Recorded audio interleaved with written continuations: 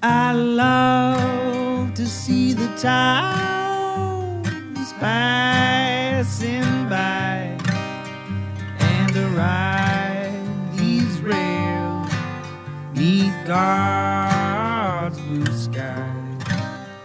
Let me travel this land from the mountains to the sea, 'cause that's the life I believe He meant for me.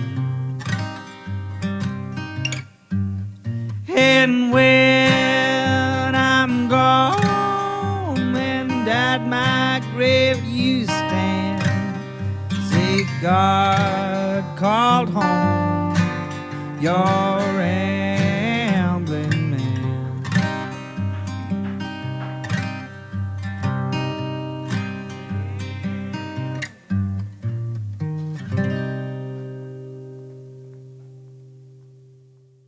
Welcome to Ramblin' Man Podcast, episode number 55. This one's with Jayme McHale, and it's on travel. She works for Scott's Cheap Flights and has a great blog called Adventure and the Girl. You can find her on any of the social media channels at Adventure and the Girl. But give her blog a look. She gets to go a little bit everywhere. It's kind of amazing seeing her journey. This episode is brought to you by The Central Collective. The Central Collective is a mixed-use creative space for entrepreneurship, events, and engagement with Knoxville's creative community.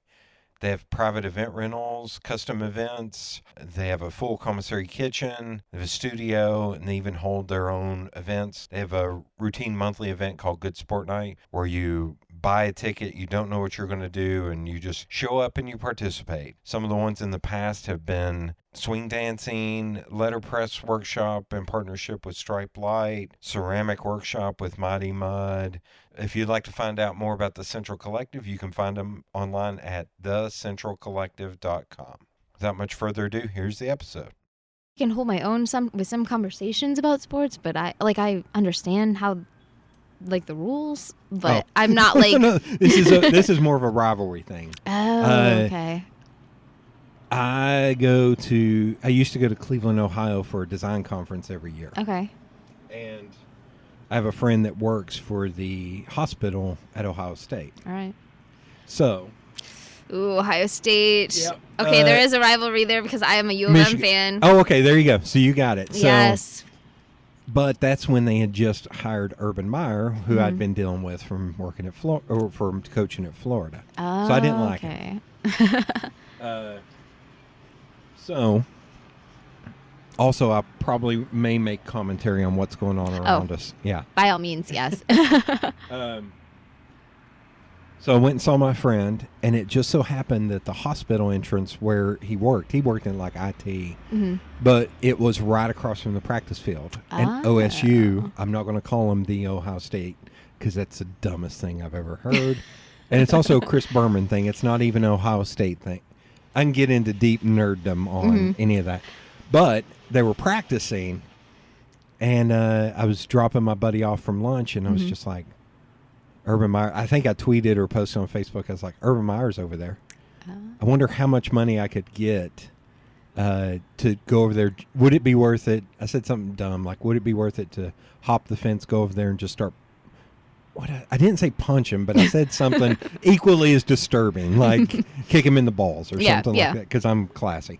And before I even left the parking lot, one of my friends from high school, her and her husband, met at Michigan. Okay. Former guests on the podcast, Mandy and Stu. Yeah. And she was like, my husband is a lawyer, and he will get you out of that. And she ended with, nice. Go Big Blue or something like hashtag Go Big Blue. I was like, oh my God, Mandy's getting me out of prison. Those are good people to know. Yeah. Hey, and Go Blue, yes. So I will say, if you're going to listen to any episodes, okay, the one on marriage with Mandy and Mike, I'm not Stanuzik. I can't pronounce her last name. Is one of the funniest ones because it is 41 single dudes still on the apps, all that crap.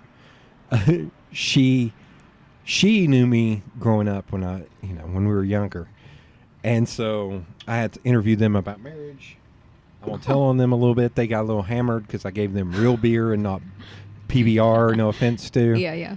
And they got a little hammered, and I would start talking about dating stories, and she'd go, she'd close her ears and go, don't want to hear it, don't want to hear it. You're that sweet guy that I went to high school with. Don't want to hear it. And he was like, oh, yeah, tell me more. Tell me more, awesome. brother. He was getting excited. Okay, I'm definitely going to listen to that one. But the one on marriage is Yeah. pretty good. Yeah. There's been a lot of good ones. Off mic, I'll tell you the ones to avoid. There have been, I think, 2 or 3 clunkers. One, I will tell you, my buddy Sean, shout out to the Central Collective. He and my buddy Jason and I sat and talked about the Marvel Cinematic Universe. Oh. And they were a little drunk. My HVAC had went out in my house, and it was boiling. It was like middle of May, and it was like 86 degrees at night, and we were sitting outside, and I felt like crap because I was just hot all the time. Yeah.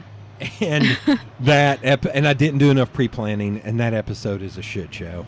It's hilarious. It's so dumb. It's like, we are idiots. Like, it might be fun to listen to just because of that. Oh. No. It kind of it reminds me of like what that show Drunk History. Oh, yeah. Oh, God. I should do a drunk history version of this for, like, Knoxville. Oh, my gosh. I would love that. Yeah, we watch Drunk History at home sometimes. Oh, my God. And yeah. My brother-in-law got me hooked on it. Oh, man. And it's easy because all of them are up on YouTube. Yeah. And you can just go down rabbit holes of one playing. It's like, the next one's going to auto-play in, like, 5 seconds. Why? It's only 9 minutes long. I can do that. Why not?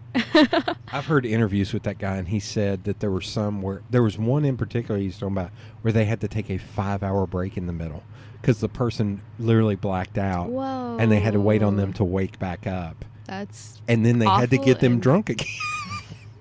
Yeah. Wow. Good times. How did that get started? I mean, I guess that's kind of one of those things that just happens, and you're like, this could be a show. This could be a thing. Yeah. That's with YouTube and everything now. It feels like that's a thing. You can just make a thing. Yeah, And YouTube. You don't have to worry about whatever. It's true though. No parameters. You don't have to. Yeah, YouTube is. It's almost like the new Sundance or something. Yeah. You know, for Yeah. anything like on TV or any type of video you could want to do. Well, See what takes off. Do you know who Awkwafina is? The actress, comedian. Yes, I think. Yeah, I'm trying to picture her in my mind, but I do know of her. Yeah. So she started by she's this very tiny young Asian woman, Yeah. and she started doing like rap music, her own battle raps and stuff on YouTube. Nice. And then she was in Ocean's 8 with Sandra Bullock and Kate Blanchett. Oh, and wasn't she in Crazy Rich Asians too? Yes. Yeah, that's. She okay. sounds like she's been smoking since she was 3 years old. Yeah. She's in a movie that I have not seen yet. Shoot, what is it called? It came out last year. A very serious movie. Shoot, it's essentially about her grandmother passing and them knowing. Like, it's a very serious movie. And I haven't seen that one either. I can't pull it. It came out tail end of last year, Oscar kind of film. Okay. But it's supposed to be great because she's Sweet. always been funny and Yeah. everything. And So it's almost like Steve Carell when he started doing more serious movies. Yeah. You're kind of like, at first it was a little weird, but then he's good at it. I will say there's one, and this is one of those things I don't know if I have more ties to it because I grew up kind of my family wasn't a military family, but they all served. Okay. Like, grandfather served in World War II and some pretty hairy stuff. Two uncles served in Vietnam in some very hairy stuff. Wow, yeah. And other uncles, air quotes, uncles, served in some of the nastiest things in Vietnam. Dad was in Korea during Vietnam because he has 2 brothers and both of them were already over there serving. And my grandmother was like, you're not going... Oddly enough, where we're sitting, there are 2 ties. They're like, my grandmother was like, you are not taking all 3 of my boys. Well, no. So she went to church right there, Broadway Okay. Baptist, and her pastor wrote to John Duncan Sr., who was in Congress, to see if there was something that could be done. So my dad was a chaplain's assistant in Korea during Vietnam. Wow. Also, there used to be a place right up here on the hill, the Social Security office. That's where they signed up and they left out of. Like, he was like, it was so funny because Granny... His mom was all of 5 foot tall and 100 pounds, and the scariest one, my grandfather was 6'2", Dang. uncle's 6'2", dad's 6'4", the runt of the litter. Runt of the litter is my uncle. He was 6'1". The runt was 6'1". His son's like 6'3". I'm 6'7". Yeah. Like, and the scariest one was the 5 foot tall, 100-pound lady. And he said she dropped him off, literally almost like kicked him out the door. And was like, all right, you can go now. And drove off. He's like, what the hell, man? Oh, my gosh. Yeah, she is awesome. Yeah, Granny is awesome. Oh, it sounds like it. But Steve Carell, see, I said, I'll always get us back around. Steve Carell did a film 2 years ago called Last Flag Flying.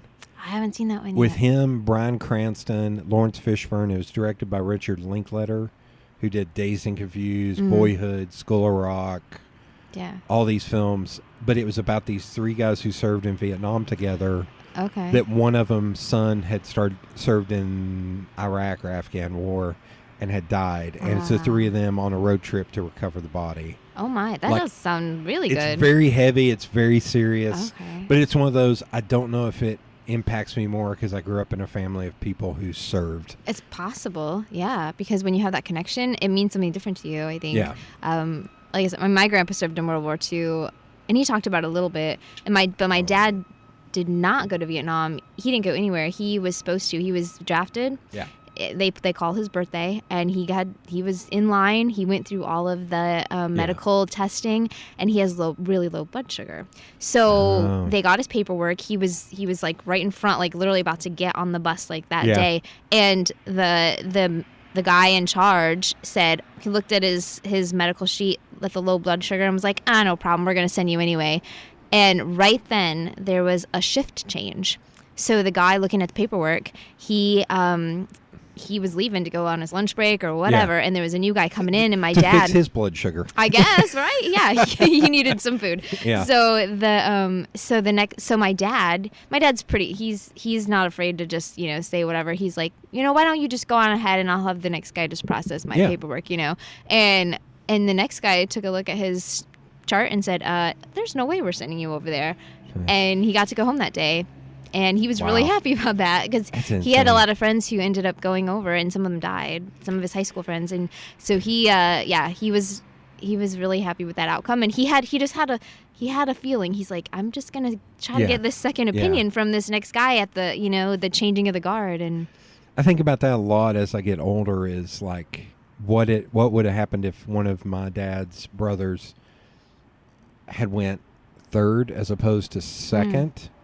Would Dad have ended up in Vietnam, and would I be here? Yeah, you never know. You never know. It's a Wonderful Life. Mm-hmm. I know, like to have, I will never get to see the alternate universe of that. Yeah. But I mean, you just wonder. Unless Marvel decides or Disney decides to do that. They could. They get bored. Disney Plus. I think they may run out of ideas. Yeah. So. Have you ever seen the show Community? Oh, yeah. Okay, so the 6 different timeline episode? Yes. Is one of my favorites. Oh, my God. Speaking of which, there's my dad. Oh, yeah? But I am assuming he is probably confirming about we're doing Christmas with the extended family. Yeah. I don't know if they'll ever hear this. I love my family, but holy crap. I need to turn it is. Okay. I thought I'd put it on Do Not Disturb, but... Oh, okay. Yeah, mine's off, too. They don't understand me working for myself. Really? So I will get a call at 2:00 going, hey, can you come over here and help us move this table? It's like, I have a meeting. Well, before your meeting. I was like, okay, so I'm going to go get sweaty and get... okay, cool. Cool. There you go. Yes, Abed. That's in my lingo now. Yes, yeah, it the is. 6 different... I need to go back and rewatch it. I didn't watch the last season. I haven't yet either. It's on Hulu. It was on Yahoo or something. Yeah, it's all on Hulu though. Oh, and okay, I'm going good. back through, but I need to start at the beginning again. Yeah. I'm not just going to go watch the last season. I have to. I started, and I'm like I think I just started the second season again. Okay. So, but I may start rewatching it all over again because my sister, she watched the first 2 seasons, and I think she wants to rewatch it. So, I don't know. God. But I could watch that show. I mean, the paintball episodes. So what's funny, because I'm a movie nerd. Yeah. Do you know that the guys who did the paintball episode are the guys who did the Avengers? No. Yeah, the Russo brothers. I'm pretty sure they did the paintball episode, but they did that, and they did some Arrested Development episodes. Okay. They did some TV, but they're the ones who did Captain America Winter Soldier, Captain America Civil War, Avengers Infinity War, and Avengers Endgame. And they're the two guys who did the paintball. I never would have thought, but I mean, they're brilliant. Yeah. It was, I mean, that show was it was like a game changer, I feel like, in like sitcoms. I don't know. It was so different. Like, it made fun of itself. It just, What was it? It said 6 seasons in a movie? Yeah. I think it was wild in that I hated Jayme McHale on that show because he was such a dick to everybody. He was so awful to everybody. And it was like, I don't enjoy watching this. He was. But everybody else was so awesome. Yeah. I mean, he kind of had, like, toward the end, like, I feel like his character did kind of develop a little bit, and, like, you started to love him more. And, you know, I kind of have... here we go. Because my last name's McHale. Oh, yeah, that's right. So I kind of have to like him, right? Oh, my God. People have asked me, like, are you related to Joel McHale? I'm like, no, because actually McHale is my... is not the name I was born with. So I was married once, and I'm now divorced, and it's just so much easier to not change your name back. Man, whenever you're overseas, just say yes. Yeah. Obviously, he's 6'3", 6'4", and look at me. I'm a brute. Of course I'm related to him. Yeah. No, I'm not even Irish. I wish I was, but no. You need to start making up a story like, yes, I was married to him for 10 years. I should, yeah, right? It's really tough. I don't want to talk about it. Yeah, we just, it was out of the news. It just, it didn't get out. It was like the secret way. They kept us hush-hush to get that last season on Yahoo. Yeah. I supported him all the way through, and then it just fizzled after that. He's a dick. Once you're he was drinking a beer, you're like, he's such a dick. Once he was off the show, there was just no appeal. No appeal. I can't. I want to get a text or a message from you going, I did it. I was in Germany, and I did it. Hey, I could try that in March. Yeah. Yeah. Speaking of which. Yeah. See, look at that. Transition. When you were growing up, so you grew up in Michigan, I did. Battle Creek. Yes. Anytime I hear Battle Creek, I think of the TV show Battle Creek. Yeah, that did not last very long. No. Also, Kellogg's. Kellogg's headquarters is in Battle Creek, Michigan. Any Kellogg cereal box, you will see Battle Creek, Michigan on the back. That's interesting. And we could smell the cereal as a kid. I could smell it growing up. Like you could kind of figure out which one they were cooking that day. Oh my God! It was good. And we had a parade every year and everything with the characters. Lucky Charms? No, that's General Mills. Man, look at you! I'm going to interview you about cereal. I know my cereal. Screw that. Screw travel. We're going to talk cereal. I used to see Tony the Tiger. Oh my God! Yeah, like out with whoever was in the costume. I don't know, and like. How big of a town is Battle Creek? Battle Creek. Last I knew, it was about 55,000 people. Oh wow, it's tiny. Yeah, it's not that big. Okay. Yeah. Because it's weird. Everybody says Knoxville's a small town. It's like it's pretty big. I think in the city it's 475,000 people, and in the county proper it's like 1.7 million or something. I think I think there are people who prove me wrong on that. They're like, no, it's only 200,000 people. I was like, only. But you're talking about like downtown. You're not talking about like West Knoxville. Right. There's so many different parts. Yeah. I mean, when I say 55, I believe that is more like city proper. Oh, okay. So there are some outskirts.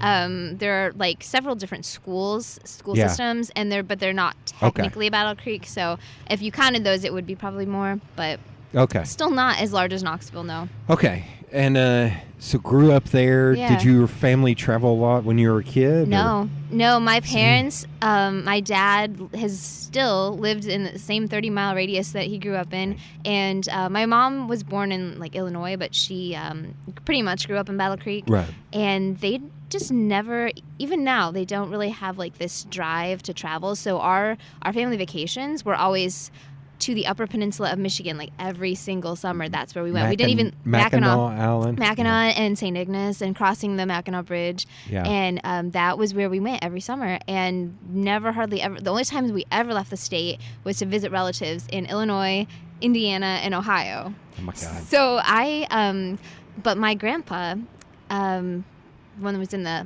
World War II, he when I was younger, he babysat me when my parents were working, and. He would occasionally take me to the local airport in Battle Creek, and we would just sit on the hood of his car and we watched the planes take off and land. And I was about 4 years old, and I just remember being so enraptured by the planes. I was just, where are they going? Who's on them? Like, I want to do that. I want to be on one of those planes someday. And so that, just as even a 4-year-old, I just had this I think that's where my wanderlust started before I even knew what Okay. wanderlust was or bucket list or anything Before you like could that. spell wanderlust. Yeah, I was just, I had it, like it was like in my blood or something. I don't Okay. know. And then when I was like 9 years old, I remember seeing a picture of the Eiffel Tower, and I just fell in love. And I said that Okay. I want to go there someday, you know. Okay. And actually I didn't take my first flight until I was 22. Okay. So it was Where was your first flight to? Ireland. Oh, wow. You Yeah. go big or go home. Exactly. Like, yeah. And I was so excited. It was actually when I had gotten married, that was our honeymoon Oh, to okay. Ireland. And it was amazing. And I just totally fell in love with Ireland and just traveling in general, but still didn't do a ton of it in my 20s, like here and there. Went to London, did a little bit of travel in the U.S. with Okay. my then husband. Okay. But yeah, didn't do a ton. Did you feel nervous? Did you feel excited? Oh, Did you- excited. all of it? I was never nervous. Okay. I was ready. I wanted to fly. I love getting on a plane. Okay. I don't get nervous at all. Was that your first big trip as an adult, or Yeah. did you did you all take like a high school trip, like a senior trip? No. I mean, you took well, it to Mackinac. I should say no, but close. It was Cedar Point, an amusement park in Ohio. and yeah. right outside of Columbus. In Sandusky. Yeah. Sandusky. That was our senior trip because that's all my senior class could afford. Oh my Was a God. Greyhound bus to Sandusky, and which was still fun, you know. Yeah. And actually, at the time, I hated roller coasters with a passion, and now I love them. I don't know what That's all you. changed. I don't know. I can't do roller coasters. No. Oh, Makes me sick. Well, the stomach drop thing is Yeah. not great, but I That's a nice way of putting it. It's not it's great. not great. But I guess I got used to it. I don't know what changed, but Yeah. I guess my friends forced me to go on like one of the big Yeah. ones, and I survived. And I thought, okay, you know, maybe I can survive go a this. little bigger. And now I'll go on the tallest, fastest anything. I mean, even on my last year when I went to Switzerland, I bungee jumped. Oh my God. And I've Okay. gone skydiving twice, and in New Zealand earlier this year, I did a canyon swing and like this crazy zip line across a gorge. And so, I mean, 18-year-old me would have balked at that, but I'm just like, what's next? Oh my God.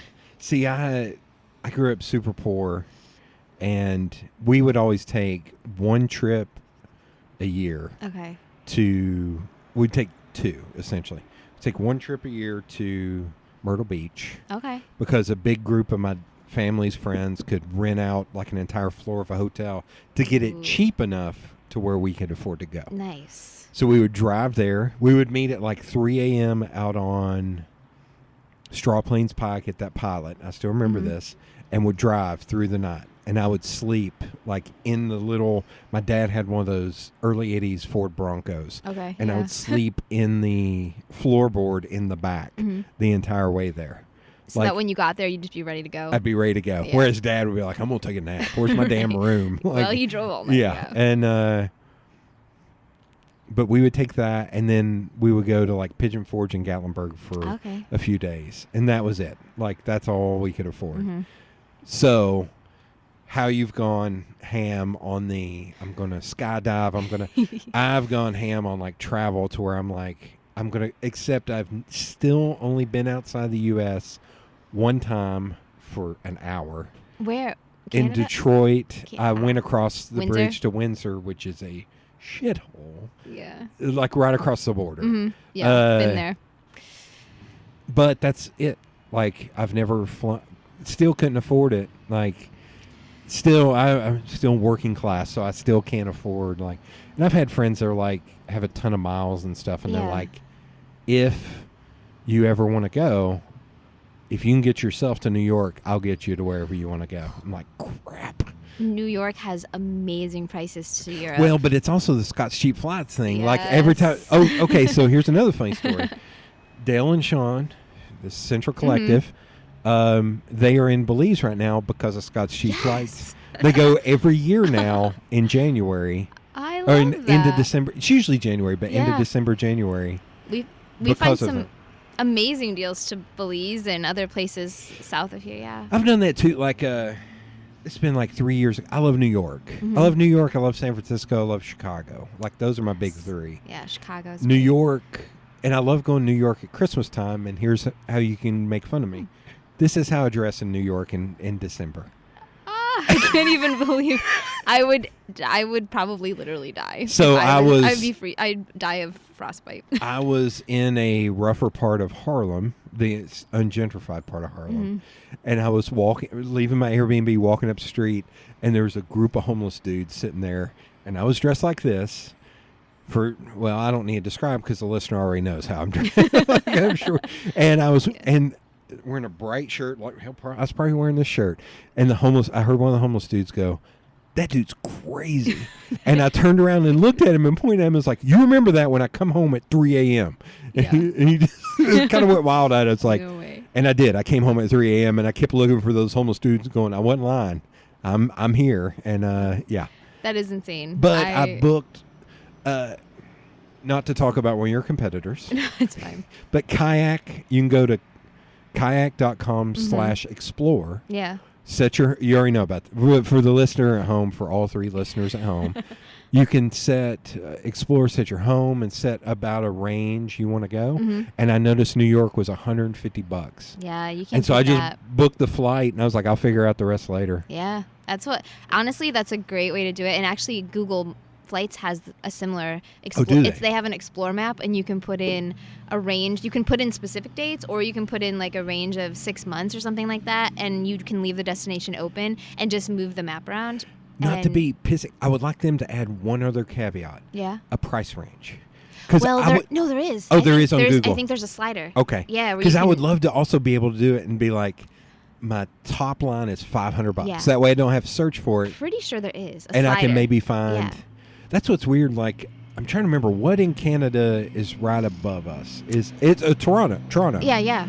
So I was looking at a music festival in Toronto, and it was like $225 to fly to Toronto. I was like, Are you kidding me? I was like, I can't fly to DC that's a quarter of what it costs to fly in DC. Right? I know sometimes things pop up. I mean, yeah, we just sent out a deal with Scott's Cheap Flights the other day to Montreal. And I don't think Knoxville was included in that one, but I mean, it was under... Montreal's West Coast, right? No, it's more east. It's like a little, kind of by like Maine-ish. Okay. Like over there What am I somewhere. thinking? There's something on the West Coast. Toronto? Vancouver. Vancouver. That's a popular one too, and so is Calgary, because Calgary is near Banff. Man. Everybody wants to go to Banff. So yeah. Those are all the popular ones. But the Montreal deal was like under 200. Good Lord. For people, like it was like people were getting it for like 177. I don't need to know these things. The Toronto thing. The other thing is, I'm trying to make it to every baseball stadium in the MLB. Yeah. I've got to make it up there someday. Yeah. There's actually a website called like baseballtrip.com. These guys, and they wrote a book about it. You can go through it. It has all these checkpoints. It's like list all the stadiums you want to go to, list the times within a certain area. And then when you hit refine, you can say, okay, I need a break between these two cities. Okay. So there were some of them, it was like, okay, the baseball game's at 7:00, drive 400 miles to the next one for a noon game. I was like, I am not going to do that. No. I would murder. I would be so angry. I was like, so I would set it as like, okay, have a buffer day. It's like, okay, yeah, that's fine. Then the next game's at 7. Okay. But yeah, baseballroadtrip.com is unofficial sponsor of Ramblin' Man podcast. That's cool. I did not know they existed, but what a good idea. So why not? Those guys, I think they tried to hit every stadium within a month. Holy And they wrote a book about it. If I Never Come Back or something like that. But that has also spurned like trips, like, oh crap, let's go here because I've never been to that stadium. Yeah, well, reading about their experience, I mean, you can kind of see some of like like make a list of, even if you don't do what they did, you can kind of say, okay, like these are the ones I really want to hit. But I did look at like a Midwest all the way up through Toronto, all the way back around, and it was going to be like 22 days I would hit 12, 14 stadiums. Okay. In 22 days, I was like, I may die. Like, because all I'm going to eat is I'm going to find the most insane restaurants. I'm going to live on donuts and beer and. Why not live it up for those I 22 days? You know, I like know. get the local food, Oh, and yeah. I mean, especially in the Midwest, there is some like interesting local food. Oh, yeah. That you don't see anywhere else. Oh man, there's a place I'm gonna give a plug for in Cleveland, Ohio. Yeah. Called Melt. It is gourmet grilled cheese, I feel like I've heard of that. but they're like meatballs are the size of my fist. Oh. And I got one of them, and it had 4 on it. Oh, I would sit there that's and like a meal in its. I would meatball. but I would happy plate, eat the bread pudding for dessert, and drink 2 beers. Like I would probably consume 10,000 calories. Well, I mean, bread pudding though is worth it. Oh, God. It is worth it. I can't think about that. Yeah, I had some bread pudding in Ireland that's like my God. life changing. Okay, so you didn't travel much as a kid. Yeah. That Not. that senior trip, was that like the furthest you'd been without your family? Was that the furthest? I can't say that phrase. Furthest trip. Well, not necessarily, because we did a lot of field trips to Chicago for school. Okay. So technically, I wasn't with my family then, and it was about just as far, about 3.5 hours. Okay. So, yeah, I mean, those were that's about as far as I would ever get without my family. Do you know the first real? Did you ever take solo trips when you were younger? No, the first solo trip I took was. Let's see, what year was that? 2016? Oh, wow. Okay. I was in Florida, and I had broken up with my boyfriend and was on my own, and I was like, you know what? I got to that point, that year was kind of a turning point for me, I would say, in terms of my travel and my adventures, where I decided, I have all these dreams of seeing more of the world and doing more things, and just having dreams doesn't make them happen. I mean, life is not magical, and you don't have a fairy godmother who just like makes it happen one day. So I thought, if I want to do this, like I just need to do it. So but I'm also a pretty frugal traveler. So I'm gonna say pragmatic. Pragmatic works for me. Yeah. So at the time I lived in Sarasota, Florida, and so I really wanted to go to Savannah, Georgia, and it was within driving distance. I didn't need to fly, but I also didn't want to book a hotel and pay for a hotel because I was just pragmatic. So I did it in one day. I woke up and I think I left about 3 a.m. How far is Sarasota to Savannah? I want to say it was 6.5 hours, maybe. Sarasota's on the Gulf Coast? It's the Gulf Coast. It's just below Tampa. Okay. Yeah, so I think it took me about 6.5 hours to drive there. So I woke up at I think I left at 3 a.m. or something like that. I got there early morning in Savannah. I did all the things on my list that I wanted to do. I went downtown. I like the antique shopping. I found some antique shops. I wanted to go to Tybee Island, to the beach for sunset. So that was the last thing I did. So I did all this stuff. I went downtown. I walked around. I just experienced Savannah. I even went to Wormslow Plantation, the famous driveway with all of the Spanish moss trees. And so I did all of that, saw the sunset, and drove all the way back to Sarasota, all in the same day. Oh, yeah. And that was my first solo trip, and I really liked it. I was dead tired. I don't know how I didn't fall asleep on the way home. I think it helped my mom. I called my mom. I was talking to her all the way home. I'm like, keep me awake, Mom. But it was amazing. And chugging Code Red Mountain Dew. Oh, yeah, I was. I just got to do something to stay awake. And I don't normally drink caffeine, but I did have a bunch of caffeine that day. Yeah. And then, so that was September 2016. And that was also around the time I think I signed up for Scott's Cheap Flights. I just signed up for the the free membership. Right. And I honestly, I saw it on some article, Indeed, some LinkedIn. article online, Okay. where it was like, oh, cheap travel, sign up for this newsletter. And so I'm like, okay. I honestly did not think I'd ever book a deal. I was just really curious. I'm like, well, what kind of deals do they find? What's out there, Yeah. So, and as I said before, Paris was my my number one since I was 9 years old. I was like that was my number one bucket list item before I even knew what a bucket list was. Yeah. So one day, I think it must have been November 2016, that a deal popped up from Scott's Cheap Flights, and it was it was in the 400s. I want to say like a little over 450 from Orlando to Paris. Okay. And I thought, heck, I think I could afford this. This is Paris. And so, but I had never, other than that Savannah trip, I hadn't done anything solo, and especially not international, but I still had a passport. I had everything.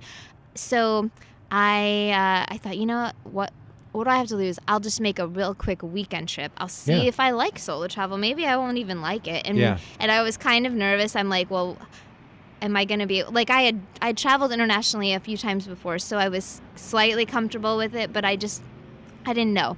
So I booked a January trip. So it was like, I told my boss, I took, I think I left on a Friday and I came back on a Monday, something like that. I only had like 48 hours in Paris, essentially. Wow. And I just wanted to test it. I just wanted to see, and I really just wanted to see the Eiffel Tower and just kind of say that I did it, you know? Yeah. And so I booked it. I went, I didn't tell my mom right away because she freaks out about stuff like that. So sure enough, when I told her, she was like really unhappy with me. Like, why are you going by yourself? That is so unsafe. And I said, well, you know, you can't stop me. We saw this documentary with Liam Neeson called Taken. That's exactly what she said. She's like, God. You're going to get taken and your dad's going to have to go find you. And I'm like, you know, like, you just have to, like, I'm like, well, you know, at the end of the day, I'm like, I'm sorry. I am in my 30s and there's really nothing you can do to stop me. So I went to Paris. I did that trip. And it was amazing. I mean, it was freezing for a Florida girl, but in January, Paris, but it was exactly what I'd hoped it would be, and I wanted more. And so I came home, and I signed up for the premium version of Scotch Sea Flights. And I said, boy, if I can find a deal like this with the free membership, I'm going to pay. At the time, it was like $39 a year. I'm like, I just saved way more than $39 on that trip alone. So, of course, I'm going to pay for that. And then a month later, I booked a trip to Barcelona. Nice. And I went to Barcelona in May of that same year by myself. And this trip was a little longer. I did 5 days. But at the time, I was working an office job. Okay. So I only had very limited vacation time. So I was trying to like make that last as long as possible. Yeah. And so I did like a 5-day trip for that one and kind of utilized the weekend a little bit. So it was only like 3 days of work off. Yeah. And I went to Barcelona. And honestly, the funny thing is, Barcelona wasn't even really on my list at all. But when the deal came up, it was what was it? I think that one was even cheaper than Paris. It was like low 400s. Oh, but it's Orlando. Orlando's. Well, I know one I actually flew out of Miami. I was willing to drive 3 hours to Miami to get a good deal. But Miami's an international airport too. Yeah. I think that's the problem I have here. Yeah. The funniest part was I looked up a trip to London, and it was, I looked here, Nashville, Atlanta. Yeah. And it was actually, here was cheaper than Nashville. Yeah, I could see that. And it was only like $200 more than Atlanta. And I was like, I would spend that parking my car. Exactly. So and gas and just driving. Like, yeah. Who in the hell would ever? Okay. Sometimes it's worth it just to fly out of here, even if it is a little more. Like you said, you weigh the cost. Yeah. For me, like Sarasota is a very small airport, so deals didn't always pop up, and not even out of, depending on the destination, you wouldn't necessarily even see a deal out of Tampa or Orlando. So I think it was even my friends who use it. They're like, oh, yeah, we have to drive to Nashville or Atlanta here. Atlanta sees a lot of deals, yeah. So it just depends, if you're willing to, or if you know somebody who lives in Atlanta that you can park your car there. I know people in Nashville that I totally could work. See, so sometimes it could be worth it. But Barcelona wasn't on your list? It wasn't on my list at all. And when I've heard Spain is, you got to go. Oh, yeah. I mean, I've only been to that area, but I really enjoyed Barcelona because it has the mountains, it has the beach, it kind of has a little bit of everything. It's the food was really great. The first day I got there, because when I get to, usually when you fly to Europe, the flights arrive in the morning, so your flight is overnight, and you're losing 5 or 6 hours from the time change. So, a lot of people, because of jet lag, will get to their destination and they'll want to sleep. And I never do. I don't sleep on planes either. So essentially I'm up over 24 hours the first day I ever fly to Europe. And I just hit the ground running. And I got there and I checked into my Airbnb and I walked probably like 8 miles all Do day. you do caffeine on like days like that? Only No. sometimes I'll drink, and I don't like coffee, but I will drink the free coffee on the plane, and just I'm like I need something. Yeah. But walking around helps. Like it keeps. I'm not gonna Yeah. fall asleep while I'm walking. So I walked all. You better knock over. on wood when you say No, that. You'll be in Germany and just. one day I'll just pass out. But no, I walked like all day, and I was like, man, I want some good paella. Oh God. So yeah. I found this place on the Barcelona beach, and I had a beach view, and I got this giant plate of paella, and I inhaled it, and it was so good. And then of course you gotta have the churros and chocolate while you're God, there. You yeah. know, that's like a Wine? sweet.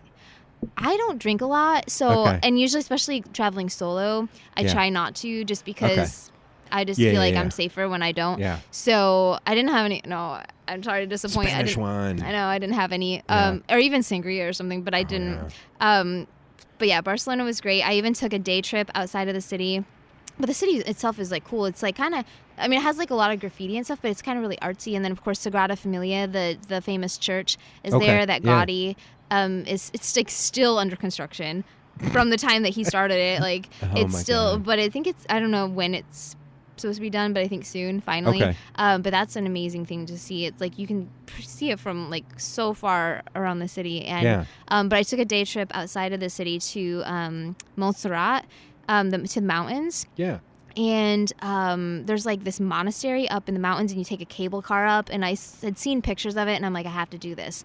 So, you know, and that's something, I'm a planner, so I kind of like figuring things out. I'm very detail oriented, and Okay. so I'm really good when I think that's why solo travel works for me, and maybe would work for other people who are just good at like, okay, like you figure out like I gotta buy these train tickets.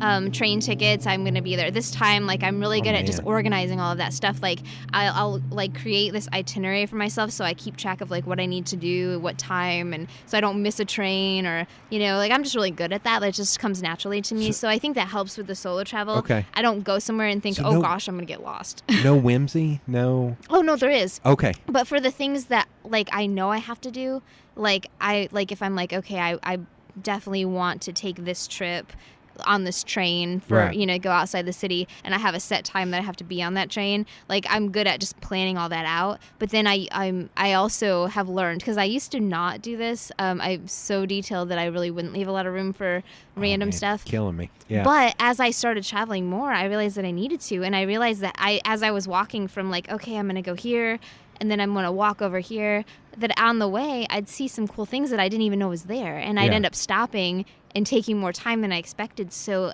as I started doing that on my travels, I realized like I need to build that Yeah. into my plan. So what I do now is I'll do a ton of research, and I'll find like the top places that I really want to go. Yeah. And I'll just kind of map them out so I can get an idea in my head of like where everything is. And then I'll kind of say, okay, well, I'm probably going to be in this spot for maybe, you know, an hour or so. And then I'll say, okay, the next thing I want to do is, you know, over here. And I know what direction I need to walk, or kind of how long it's going to take me to walk there. I usually walk everywhere. Yeah. And Oh man, that's what I love about dumping into big cities. yes, you Like San can. Francisco. I Just never walk. take public. I'll take public transport in San Francisco because it's Yeah. cool taking the cable cars and stuff downtown. But New Yeah. York, it's like hell. I'll take the subways, and but I'll walk. If it's not too far, if it's not Yeah. going to take you. Oh no, I'm dumb. I have walked.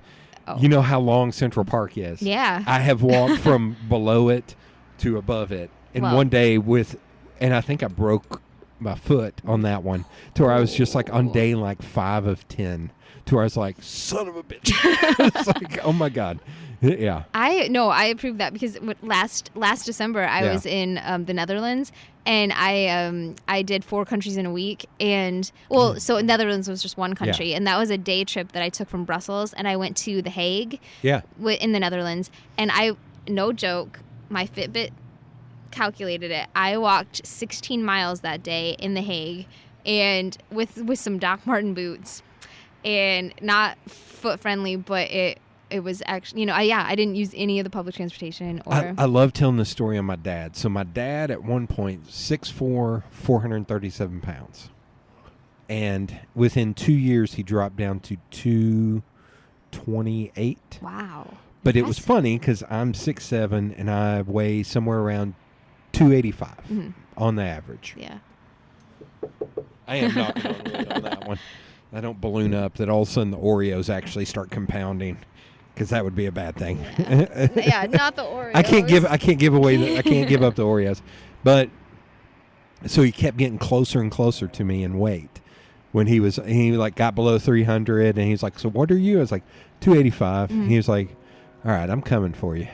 Like that. And he kept saying it. And I went to San Francisco for work.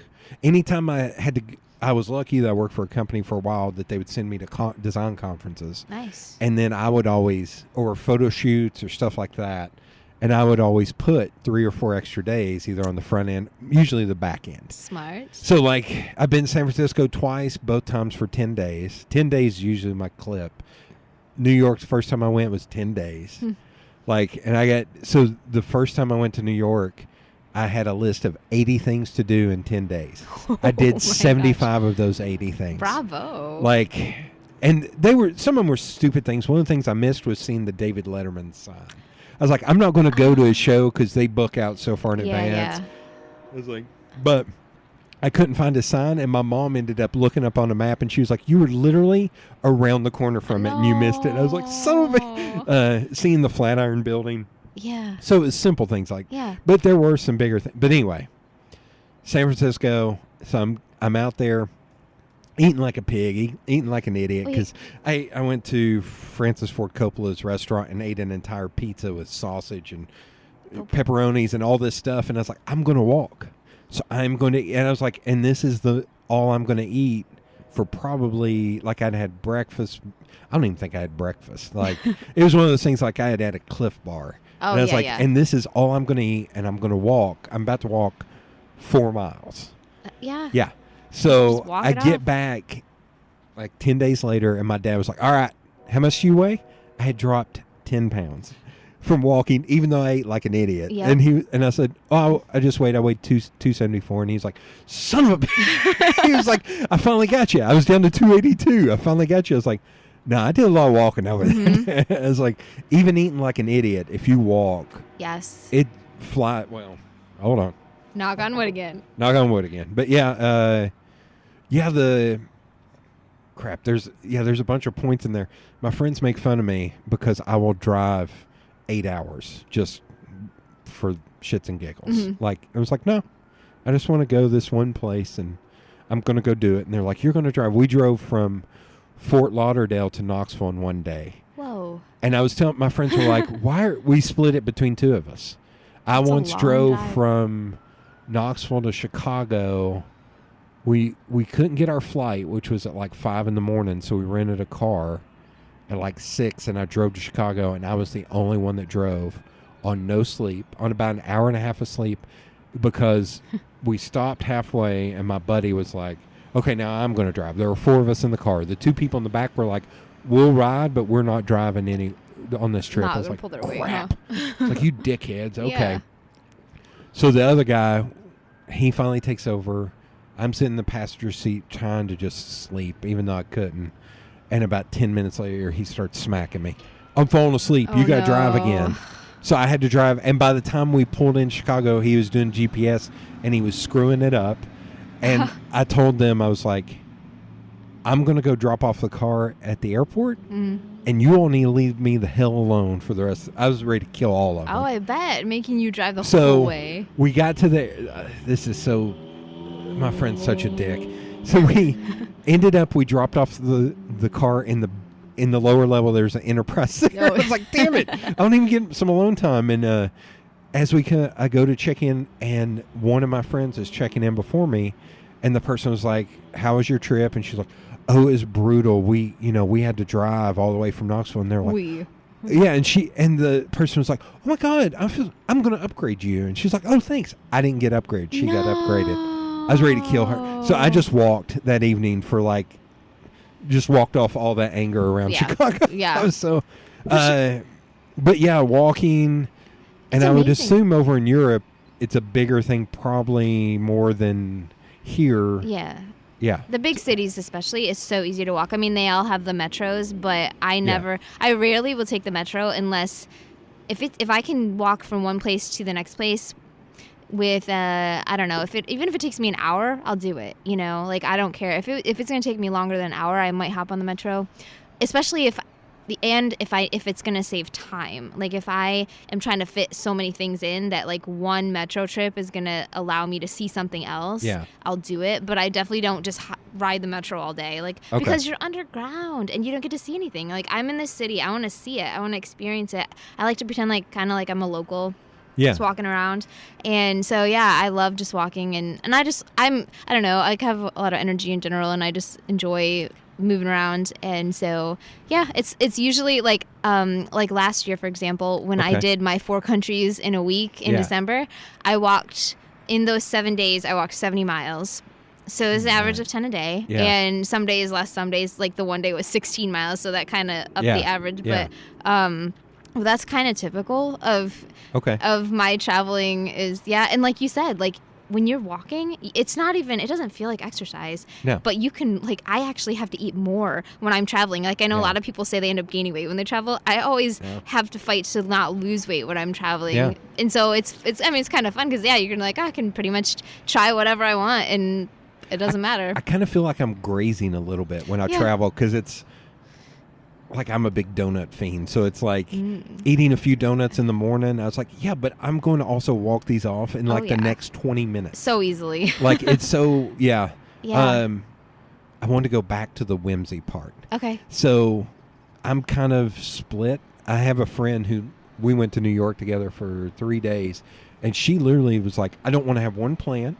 She's like, we have one plan. We're going to go see a play on Broadway. We went and saw Waitress. That's what prompted us to drive to New York and back. Nice.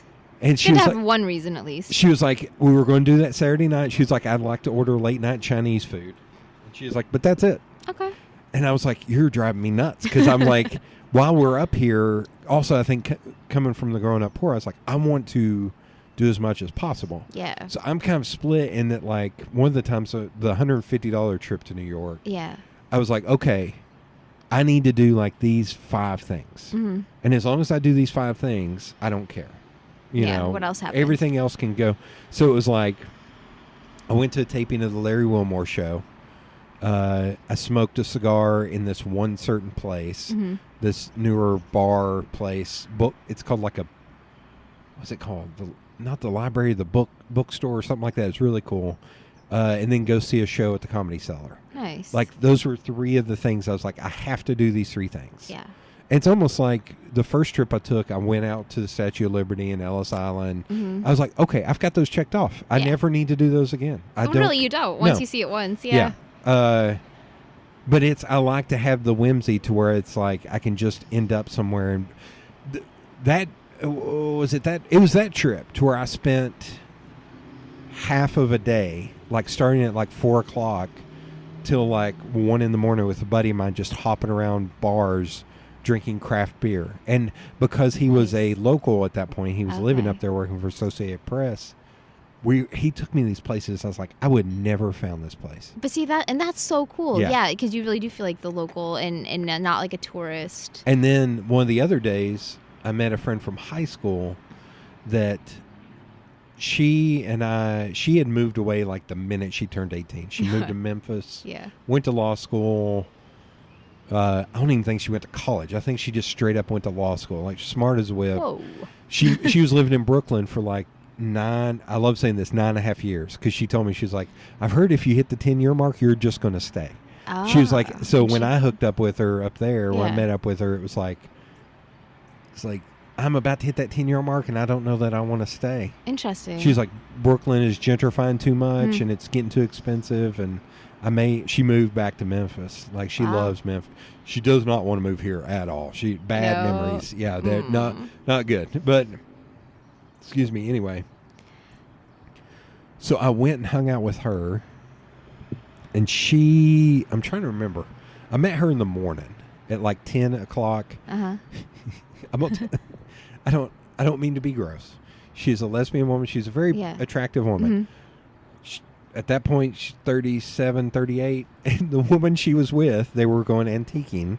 That's where I met up with them. Antiquing. They were going antiquing, Sweet. and the woman she was with was like 24 and Wow. very attractive. And I was just like, good for you. Good for you. Hey, yeah, you I was found- like giving her a high five. I was like, hell yeah, man. I was Nice. like, that's all. Good for you. Yeah, nice. Nice. Yeah. She has but- good taste. Oh, my God. Okay. Thank you for going along with that. Of course. But anyway, so dump that girl. We got rid of her. Yeah. And she and I were just bounding through Brooklyn. She took me to a barbecue joint. I was like, this sucks. It's Brooklyn version of barbecue. Right, not Tennessee. And right? took me there. And then we, went to this one dive bar that's been around forever. It's cash only. Oh. In like 2016, it was cash only. I was like, that Yeah, cracked me up. And we met up with her closest friend's husband, Mhm. was a cook up there, but he and his brother and his family is from Mexico. Okay. And they had immigrated up to New York, and he was a cook. But he grew up in Mexico till he was like 20. Okay. And he was about 30 at this point. We went to that dive bar. We sat out back, and they had the sounds of like frogs and crickets and cicadas play. in the back. And we sat back there drinking a beer, and he was just like, what the hell is this? It's like, this is annoying. I was like, you shut your mouth. It's like, you come to the South, man, this is all you hear. It was like, this Yeah. is glorious. It's like country in Yeah, the city. Yeah. And he was just like, no, this is terrible. And it was him and his brother, so I'm making little notes of things. Okay. So Yeah. safety, because I'll get back to it. Again, rambling, man. Right. I'm going. But you remind yourself. I'm, yeah. I'm getting all over. I usually, because I grew up a little rough, so Mhm. I know when you should actually feel unsafe and Yeah, when yeah. when you're like, no, everything's fine. Mhm. Everything. But I'm also a big dude, and I've fought a lot. And I think there's only been one time where I truly felt unsafe, that I thought I was going to get into a fight with a guy. It was Oh. in the middle of Times Square What? in like 2007, 2008. My first trip up there. Homeless guy, almost as big as me, Oh man. got in my face and was talking to me about giving him money. Oh. And I just listened to him for a minute. I leaned forward, and I can't hear my southern accent. I'm sure you can. A little bit, yeah. I know people around here where I need subtitles because I can't understand. And I just let the guy talk for a minute. I leaned, like he was in my face. I leaned forward and was like, Bubba, I reckon we're fixing to have a problem. Mm. And he just patted me on the chest and walked. I scared the shit out of him. Wow. Cut to, I tell that to my friend's friend, the guy from Mexico, and he was like, what in the hell is wrecking? And what in the hell is fixing to? So You didn't know. So it was him and his brother, and he kept trying to imitate me. He'd go, wrecking. Wrecking. His brother's like, you're an idiot. But, so, we're hanging out with them, and whimsy. So I was supposed to meet with a different group of friends in New York. I was like, I'm not going to make it. Yeah. I was like, because if I do, I'm going to have to leave right now, and I'll get to see you for 10 minutes. Mhm. I was like, I hate to say it, I'm going to stay here. I'm just Yeah. going to stay here with my friend. Why not? And so I stayed there with my friend from high school, and we bounced around. That guy's, this sounds very redneck and country, but it's funny because it's in the middle of Brooklyn. His baby's mama had gotten remarried and had another kid, and there was a christening party. So we go up to Asbury Park, Brooklyn. Yeah. We go to this. I have a torta for the first time at an actual authentic Mexican bakery. Huh. And that guy was like, this is going to be too hot for your white self, and you need to whatever. I was like, I grew up on the east side here. I can take some. So I'm sitting there eating it, and then I stare him dead in the eyes and just start pouring hot sauce on it. Oh my and start gosh. eating it without breaking a sweat. And he was like, holy shit. I was like, you ain't from around. So That's impressive. we go to a walk up, and it's at that christening party. My friend and I, that guy and his brother are the only 4 people in there that speak English. Oh. And there's a mariachi band in there with a guy with a bandolier holding a what's it called? Oh. I don't know what it's called either, but I know. Accordion. Oh, yeah, Accordion, and yeah, they've got bullet shells going all down. What? And I was like, and they offered us food, but I'd already Yeah. ate too much, and offered us sat there and drank a beer, and it was because I chased whimsy. I was like, this is Yeah. And everybody was so nice to us, and all the little kids were looking up at me like, what in the hell is going on? Left there, go back to that bar, sat down. That guy was like, I actually like the cicada sound. I was like, yeah. Oh, he got used to it. Yeah. So then he screwed off, and it was just me and my friend. There's a point to this story. And we're sitting there, and I was like, did you ever imagine we would ever be here, right now? And she's like, not in a million years. Because when we went to Fulton, it was like, we saw guns on a regular. I've had a gun in my face on 3 different occasions. Like, so the two of us to actual survive. Yeah. Like 3/4, I think, or 2/3 of the people that went in our graduating class are dead, in prison, or have done jail time. What? And it's right over here, Fulton. It's That's not near as bad as it used to be. insane, but still. But yeah, the fact that we survived and we were sitting drinking a beer at this hole in the wall place in Brooklyn. So I think for me, there's a lot of times where I try to act like a local, but I'm still just big old smile, like, I can't believe I'm here. Yeah. Like, Well, it's good to be grateful for life. Safety. Yeah. So you talked about that a little bit. Do you feel like have you done anything to, like, I hate to say this, but have you taken any like lessons or anything to learn how to fight back or to be more careful?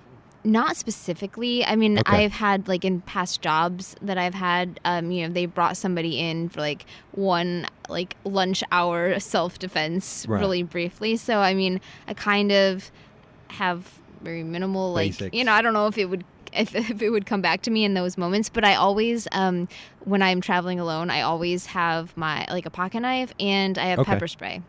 And I've never How had... do you get away with a pocket knife, though?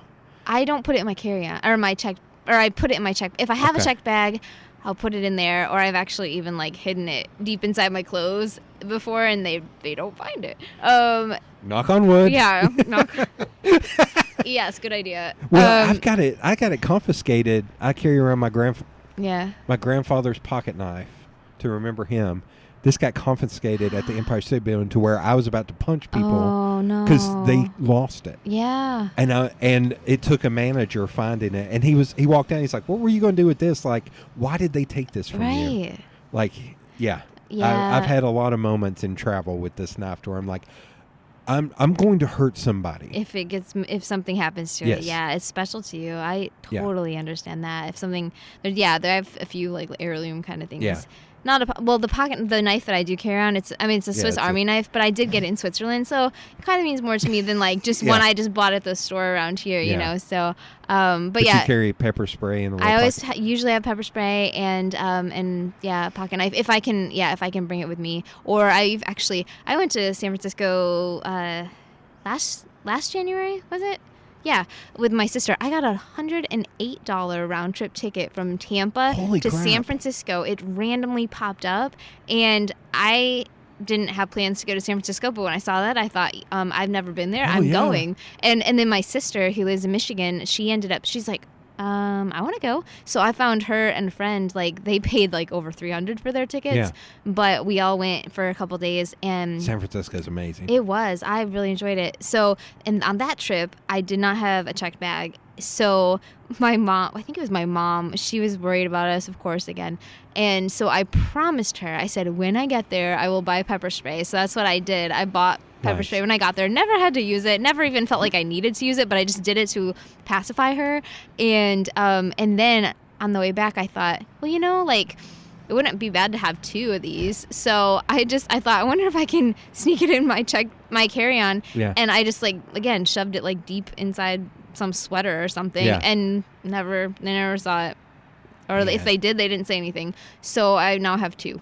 That's crazy. Just in case. Well, I'm friends with more women than men. Yeah. And I've got a lot of friends who have little girls. And I always tell them, I was like,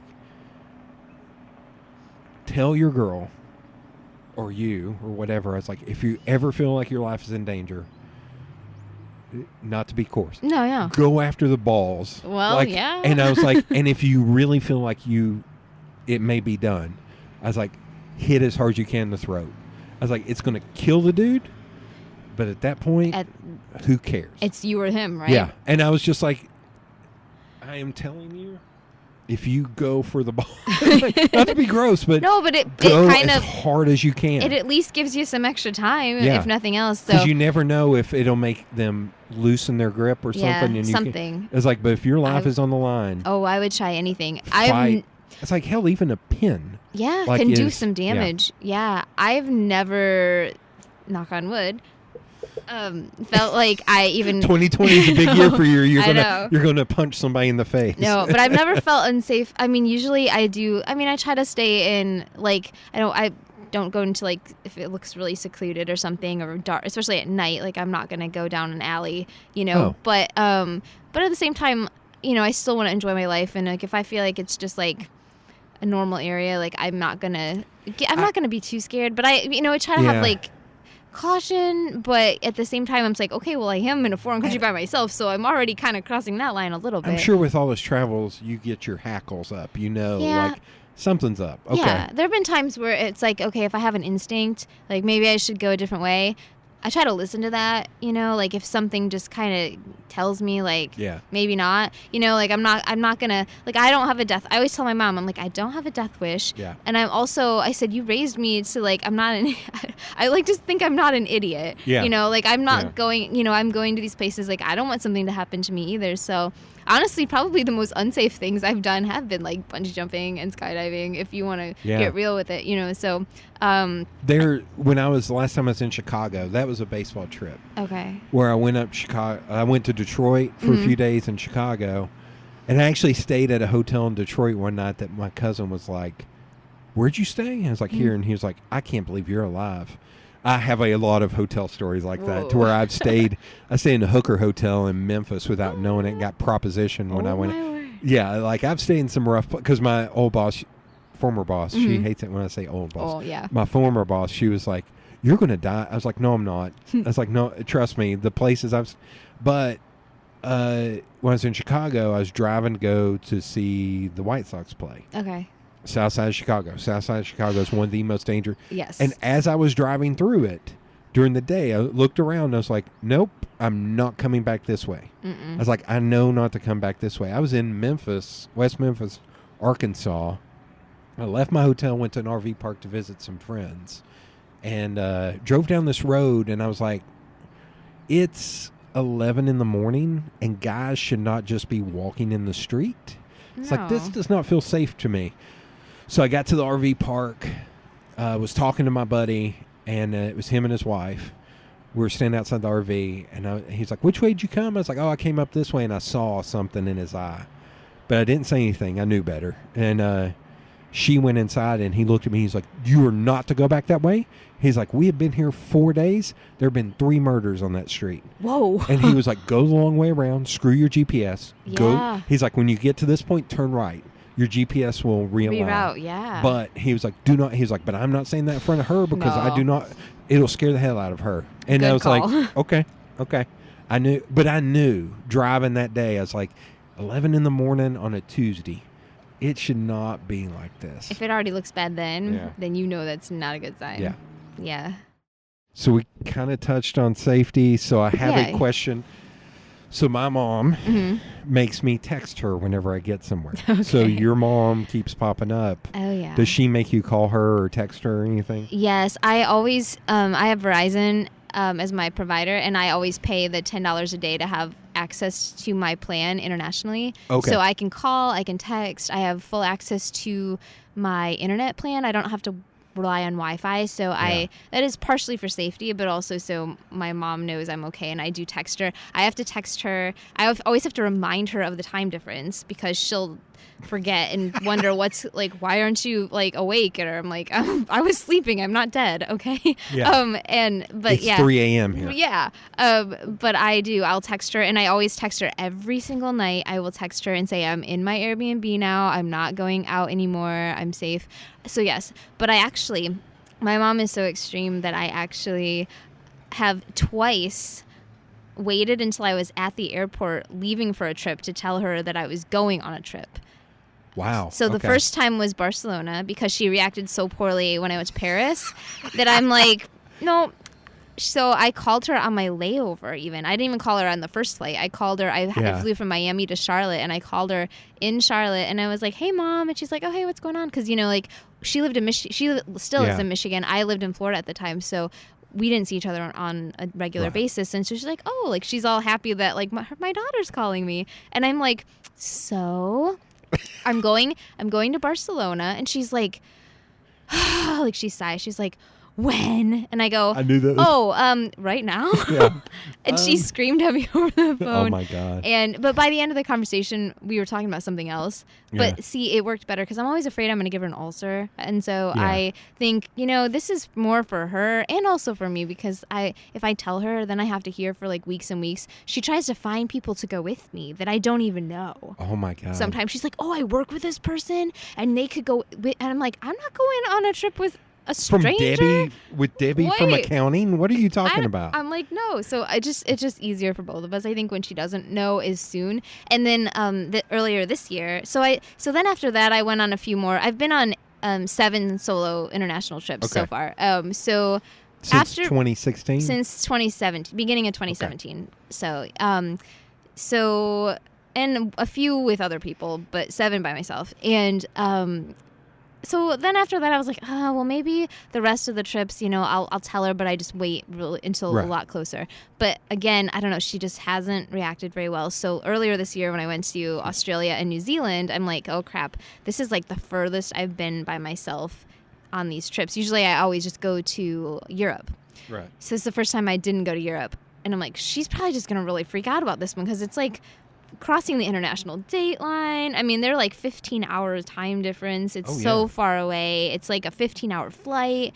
So again, I waited until I got to the airport to tell her about that one too. And she just is like, she gets this thing where she's like, how many more times are you going to do this? And I go, I don't know. I don't know. I go, I can't. She's like, can this just be the last one? And she always says that, like, every time. And I was like, I can't promise you anything. I go, oh my God. So she was kind of happy when I went to Amsterdam with both of my sisters. But I was going to say, is it even worse when it's you and your sisters? Well, then she was like, you're all going to be on the same plane. Oh no. Like, she just doesn't she doesn't have a passport. She hates flying. She forces my dad to drive to Florida when they would visit me. Wow. Instead of flying. My dad's from Michigan? Yeah, they would drive, and she would drive the whole way. She would drive I don't even think they stayed the night anywhere. She would drive straight through. She was just like determined, like not flying. It's like a 14, 15 hour. It's I want to say it's a 16, 17 maybe. Good Lord. Oh yeah, that's right. South of Tampa. Okay. Yeah, it's a little. Wow. Yeah, if you just straight through and don't stop, you can do it maybe like 17, 18 hours. I don't know, but because she forced my dad not to fly, she's like, I'm driving the whole way and we're going to get there. And I like kind of like proving like we can do this kind of thing, which, good for her. Like that's amazing in its own right that she can do that. So I have to give her props for that. But, and I know, her heart's in the right place. It is. She loves me and she cares. And so I don't mean to say any of this to make fun of her. I do. I'm thankful to have a mother who loves me and cares enough to worry about me. But it's a lot when you're in your 30s and you're like, okay, like, oh yeah, and then to try to explain to her, and I also try to tell her, I'm like, I understand your apprehension because you have never done this, you've never been to Europe, it really is a foreign place to her. She's never been, so if she even went one time, maybe it would seem a little more familiar, and she could picture the idea of it, but it's just so foreign to her, like. One, just going to a different country, even with other people, and especially by yourself. Yeah. It's just not something she has a passion to do. So I'm like, I get that, Mom. Like, it's just not your thing. So of course you're gonna question it. But like, look, I've done it 7 times now, and I'm okay. So like, trust me. Yeah. Make it so I don't have to tell you as I'm stepping foot off the plane into Paris. It would be nicer to do that. So yeah, she Yeah, but again, I know she loves me, so and it doesn't stop me from doing it. Yeah. So okay, so kind of going back to the beginning. Yeah. So you got kind of a little bit of a late start. Mm-hmm. I did. Was there a point early on where you've talked about on your list? Mm-hmm. what point did you actually physically make a list? I do on my computer somewhere have a list, but to be honest, now that I know that I kind of want to just go where I find a cheap flight, like from Scott's Cheap Flights or from whatever source, I kind of have started to not be so strict with my list. You know, like I guess my list isn't so much and like what's number one on that list. It's more become as I talk to people who've been places, as I go through Instagram and like see a really cool photo and I'm like, where is that? Like I just add things to my list so I don't forget. Like that's something I want to see.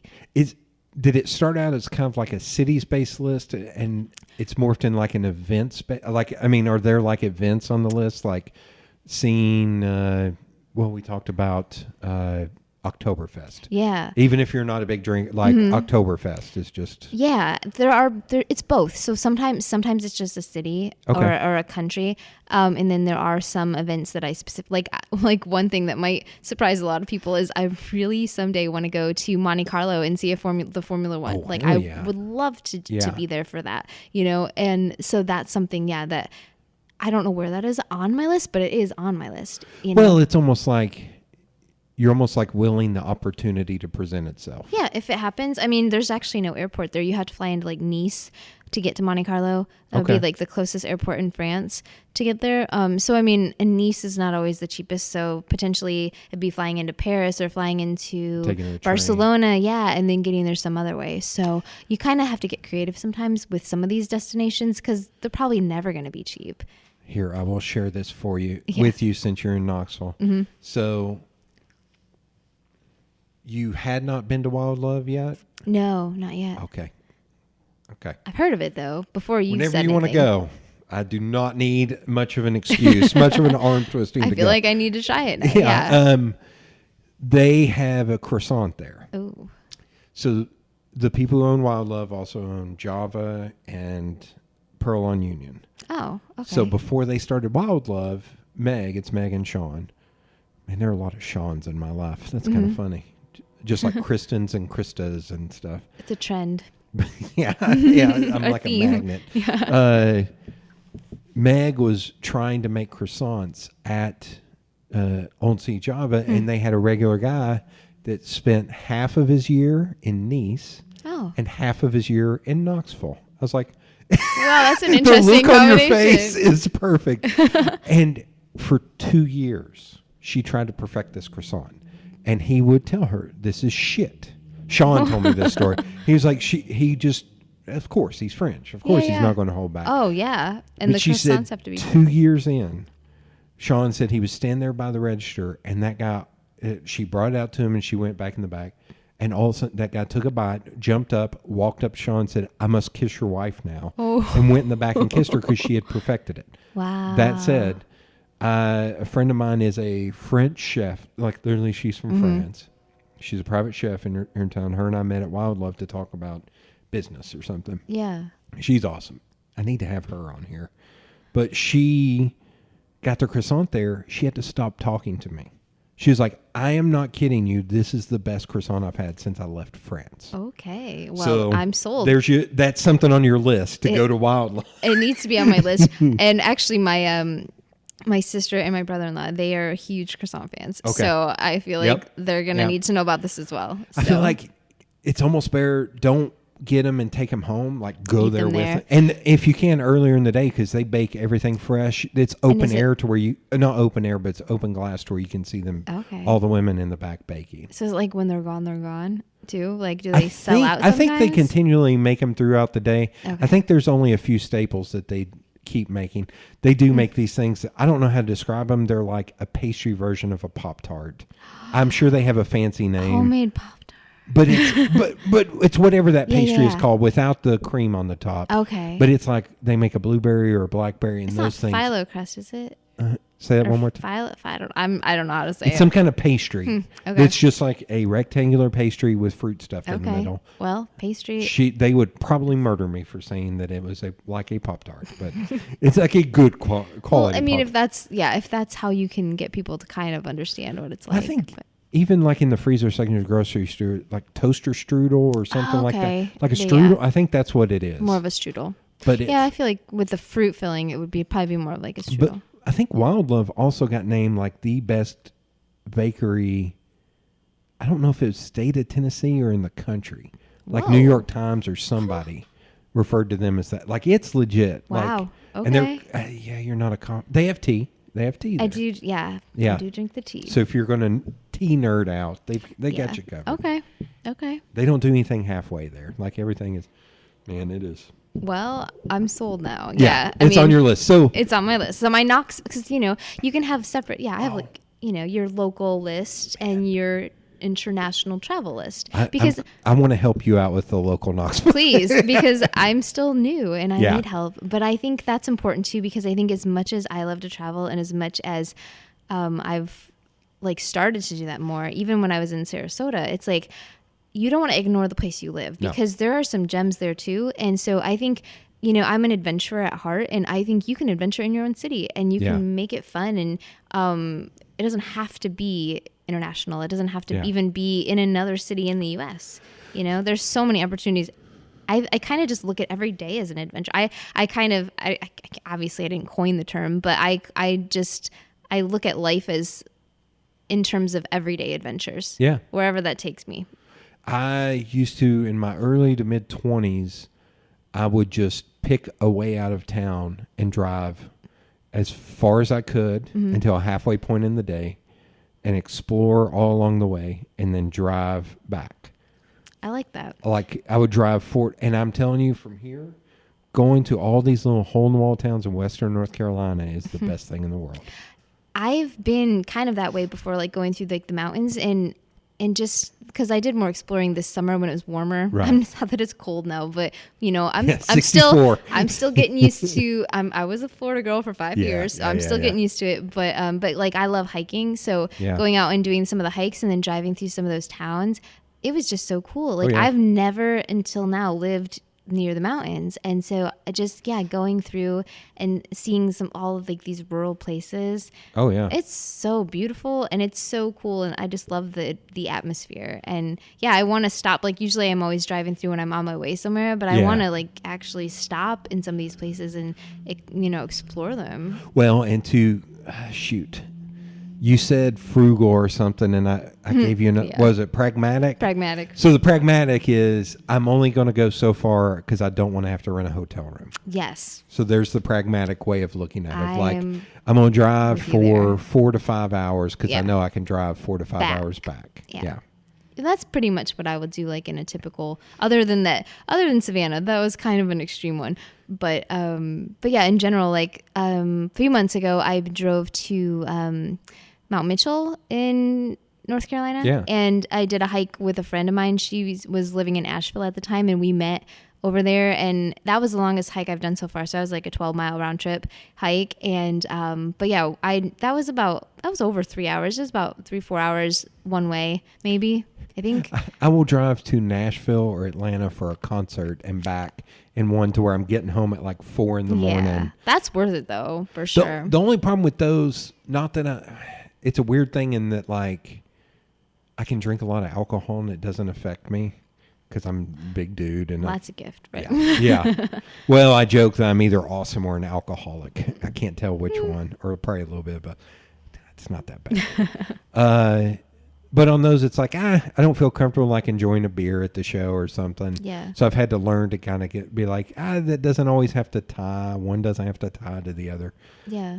I'm trying to remember the last show I went to Nashville and back, I should not have driven home. I was so tired. Oh, no. That I was like, it was funny because like for the first hour of the trip back, I was like, I shouldn't be doing this. And then for whatever reason, that scared me. And then I was fine the rest of the way home. Oh. And I was totally awake to where I was still awake 2 hours after I got back home because it was just like nerves or whatever just took over. Sometimes, if you have like you close your eyes for a second and you freak out, it does like instantly like wake you up in like more than a cup of coffee would. Okay. So you mentioned... So your list is adaptable. Yeah, it wasn't always, but now that as I as I grow and learn, I'm not so much focused on, oh, I have to, like, even this last year, I had a couple things at the top of my list. And actually a couple of them did happen. So I guess I do sometimes have things like, oh, I really want to do this, but it kind of changed. So I, actually New Zealand was a potential on my list and ended up happening, which I wasn't expecting, honestly. And Croatia was also top on my list. And I ended up going to Croatia in, October, November. But one surprise addition to my list that wasn't even there at all this time last year was KOTOR, Montenegro. And I was, I'm big on Instagram, and I saw this. Where is that? That's exactly what I thought. Okay, you're not alone. So I was browsing Instagram, and I saw this photo of this little like a town on a bay with mountains surrounding it, and I just like you said, I go, where is that? Yeah. And I looked at the location tag, and it said KOTOR, Montenegro, and I'm still like, where is that? Yeah. And I had already wanted to go to Croatia at that point. Hadn't booked anything. So I went on Google Maps. Google is your friend. And I saw that that Montenegro was like just south of Croatia. Oh, that's wild. So I thought, okay, if I make this Croatia thing happen, whether it's this year, whether it's next year, whenever that is, I'm adding this to the itinerary. I'm going to hit both of them on the same trip for sure. So, a lot of people know like Croatia is really popular because of Game of Thrones, it's gotten super popular, but it's honestly, it's not super cheap to fly into. Okay. The main airports would be like Zagreb, which is the capital, or Dubrovnik, which is, if you're a Game of Thrones fan, you would know that's King's Landing. In the show. So, but they're not cheap usually to fly into, especially maybe from a few US airports, but not very many. So I got creative, and I ended up booking a deal out of Knoxville to Vienna, Austria, for $462 round trip, which was regular economy, not even basic economy. Included a checked bag and seat selection, $462. So I thought, I'm just going to make a road trip out of this, because I also wanted to go to Slovenia, to Bled, Slovenia. Google it if you're not familiar. It's beautiful. It's like this like lake with like an island in the middle and a little church on it. And I've seen pictures of that. I know where you're talking about. Yeah, so I wanted to see that too. So I thought that's actually on the way from Vienna to Croatia. Mm-hmm. So I ended up making a 2-week road trip out of it, and I flew into and out of Vienna. I headed south, went to Slovenia, went all the way down the coast of Croatia, hit 3 different cities, and then went down to Montenegro and hit KOTOR, back up through Bosnia and Herzegovina, and did that for a day, and then back through the capital of Croatia and back up to Vienna. And so I rented a car and drove around for 2 weeks, and it was amazing. But again, like Croatia was on my list, but Montenegro wasn't even on my radar at all until just earlier this year. And then I'm Bosnia like, bam, is the adding one I'm it. more fascinated with. Like, that's insane. Yeah, and like some of those places that people don't, like last year when I talked about this already, but when I did the 4 countries in a week trip around Europe. So, everybody knows Paris, and I actually flew into Brussels, Belgium, and that's a cool city, especially the Christmas markets there. Amazing. And then I went to The Hague. I chose to go there instead of Amsterdam, which is the more well-known place in the Netherlands. But I also hit Luxembourg, which is a tiny country, and a lot of people don't go to Luxembourg, but honestly, it was one of my favorites. So one of my previous podcasts this year was with a woman who does mission work in the Czech Republic. Oh, yeah. And she was talking about how amazing the Czech Republic is. I've heard. I've not been yet. And my buddy Josh, who does the summer trips, same thing. He was like, Czech Republic is where it's at. I've heard some good things too. That's on my list.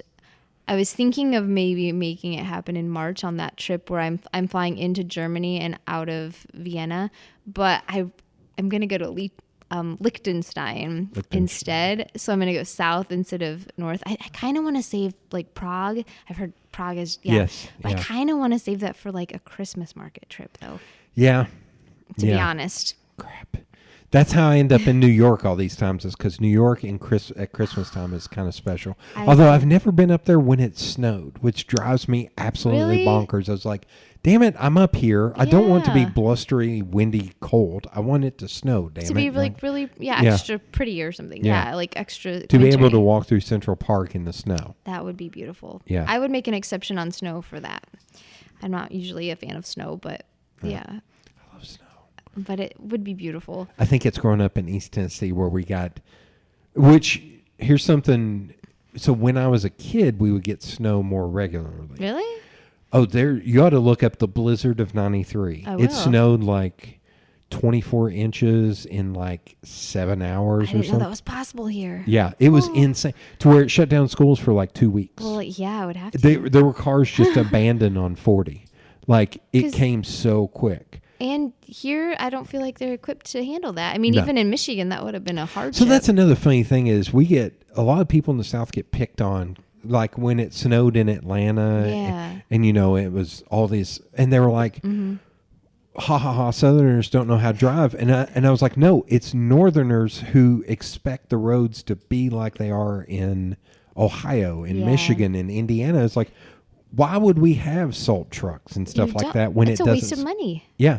When it doesn't snow that often. Or plows, or, I mean, you know, probably people, maybe they have ice scrapers, but like I actually, the 5 years I lived in Florida, I still had my ice scraper in my trunk. Yeah. And now I might need it, you know, I've used it here. But I mean, people you just don't have all that equipment. It's honestly, to have a whole fleet of salt trucks would be a poor use of government funds, to be honest. But I will say we've gotten better at it over the years now, to where they pre-salt a lot of the roads when ice and stuff is being, black ice and stuff is black ice is scary. Yeah. Okay. Have you been somewhere abroad when it snowed, or been at winter market or anything like that? Well, last year I did hit the Christmas markets in Brussels and Paris and Luxembourg, and I loved them. And actually, this year when we went to Amsterdam, I was hoping that they would have the Christmas market open, but for some reason, I guess the Netherlands isn't big on having their Christmas markets earlier in December, and at least not in Amsterdam. So we actually didn't see Christmas markets there. So I was a little bummed, but it was still a cool experience. But in terms of the snow, I actually did see snow in Switzerland last May, not in the winter, but I went high enough in the mountains that that I did see snow on Mount Pilatus, which is outside of Lucerne. It's about an hour away from Zurich, the capital.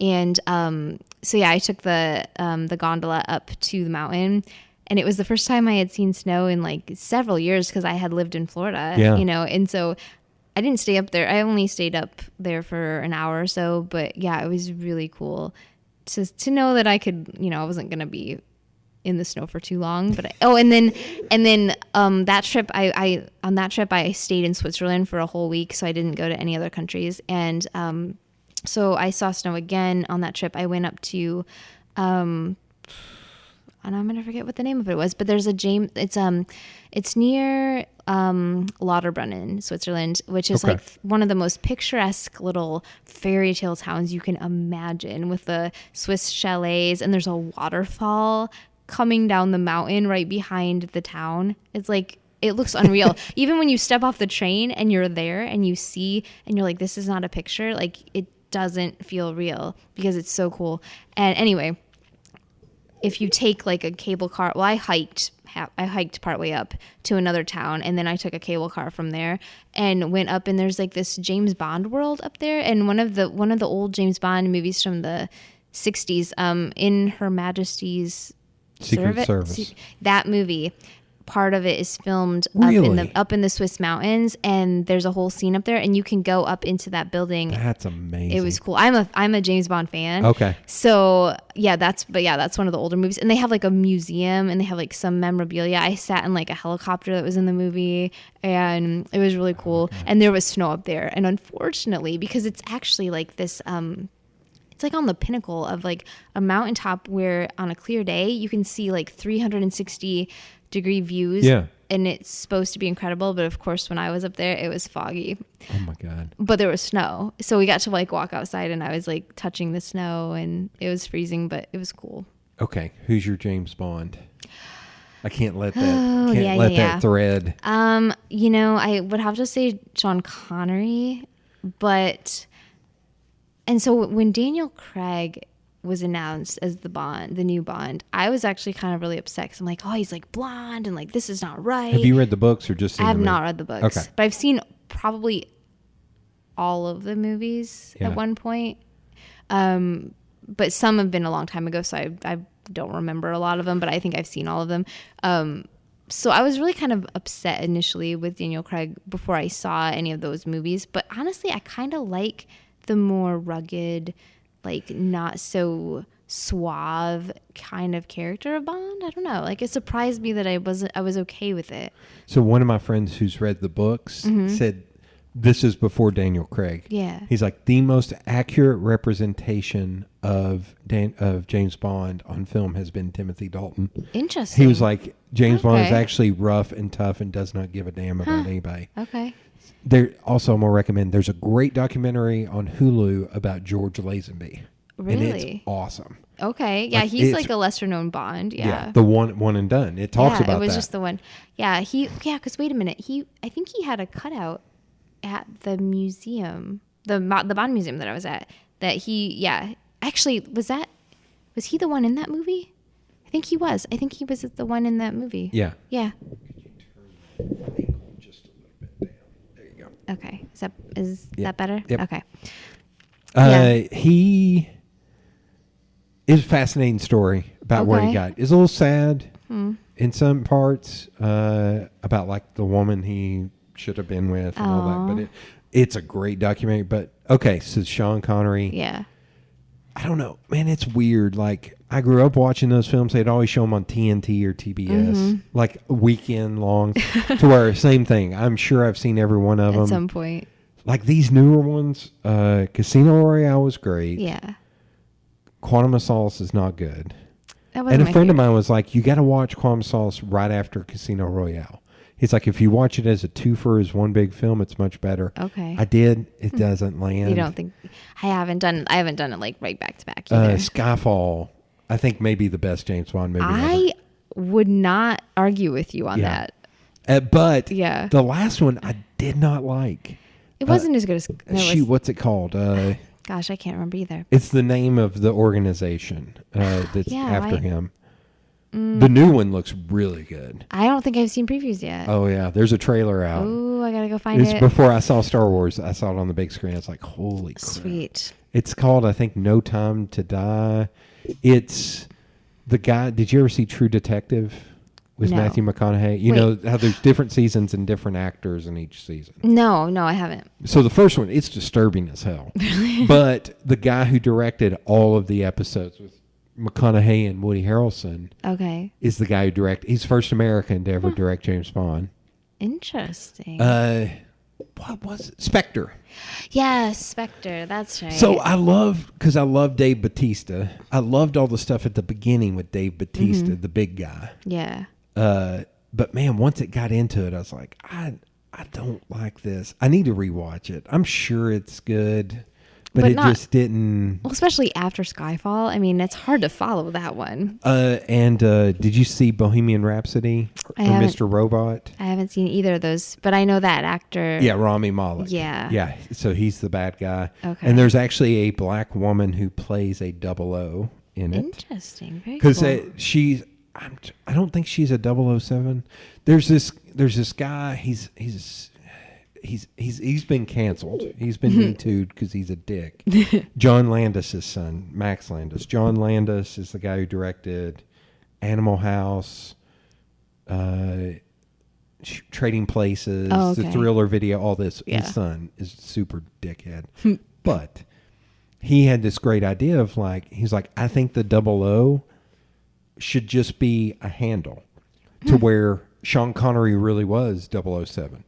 And then when he gave it up, Roger Moore took it over. Yeah. And then Pierce Brosnan took, it was just a distinction through decades. Well, so like 007 is not one person. Almost like Doctor Who. Almost like Doctor Who, yes. So his point was he went through on one podcast, he went through like a 20-minute spiel on what they should do with the 007 movie, which is essentially it turns out that, who was it? Like Roger Moore, Timothy Dalton is a bad guy. He's a kind of like in GoldenEye how Sean Bean played 006. Kind of like that, but being a 00. And then you bring back Roger Moore, Timothy Dalton, George Lazenby, Pierce Brosnan, and Daniel Craig all in the same film. And he laid out like this 20-minute long spiel on it. I was like, oh, I want to see that movie. That would be a very interesting. This movie now? Because this is insane. Somebody needs to. Yeah. That's a very, very good idea. I like it. I think I'm going to rewatch all the Craig ones before the new one comes out because I need to rewatch Spectre. I need to too because honestly, it's been a while since I've seen a lot of them. So I need to do that. I don't think I can go back. I want to rewatch. I'm not going to tell you. My cousin has a theory on what this new one will be that I'm not going to ruin. I'm not going to tell you. Yeah, I haven't even seen the preview yet. I don't want to screw anything up for you. But there's a previous film that stars one of the other James Bonds. He was like, I think this one is a nod to an older James Bond. Interesting. Like, crap. I was like, now I'm going to have to go back and watch that old James Bond to make sure, to see if he's right or whatever. Yeah, no, that's... Oh, man. So that place, did you not know it was there or was it you were going there specifically? I wasn't going to. So before, when I was kind of planning that trip. Because you plan and research everything. Yeah, I do research. And I had heard that there was like a James Bond world or something. And I actually wasn't planning on going, even though I don't remember why. I don't know if it was because I didn't realize I was going to be that close to it. Yeah. Or a friend of mine, or I didn't know if it was just going to be cool or worth my time, And a friend of mine who had been to Switzerland the year before, he was like, you should go to, this is one of the things he recommended. And I kind of wasn't like, I was just going to do that hike and then that was going to be it. And when I got to the city that, or not the city, the town, I did this hike for a couple hours and I was like exhausted. And I got up there and that's where like you could still take another cable car to go up further. And I didn't realize, but I had bought a Swiss pass, which allowed me to hop on, hop off all the trains. And so it's kind of expensive, but it's so convenient because you don't have to worry about time of the train. You can literally hop on, hop off for a whole week. And so that's what I was doing. And I didn't realize when I bought it that it included some of the gondolas were free too. And, again, I'm pragmatic. Yeah. So I was like trying not to spend a ton of money because Switzerland is not a cheap country. They don't use the euro. They use like the Swiss franc, which is more expensive, I think. Or maybe it's not more expensive with the exchange rate, but I don't know. Their prices, I think, are just higher. Yeah. Anyway, so I realized, I could go up there for free. It's included in my Swiss pass. So I'm like, hey, why not? Okay. Yeah. I'm just going to do it. So, and I'm really glad that I did. So yeah, that was one of those experiences where I wasn't planning on it. And I thought, heck, why not? I'm here. So I did. And I'm really, really glad. That's one of the trips I took. The first trip I took to San Francisco, you could buy like this week-long pass for public transport. Yeah. But it also came with like a trip to, there were like 3 additional things. It was like, a boat that went around the Golden Gate Bridge, Alcatraz. Yeah. And one other thing. The other thing I didn't go on, but those 3 things came like free if you bought this pass.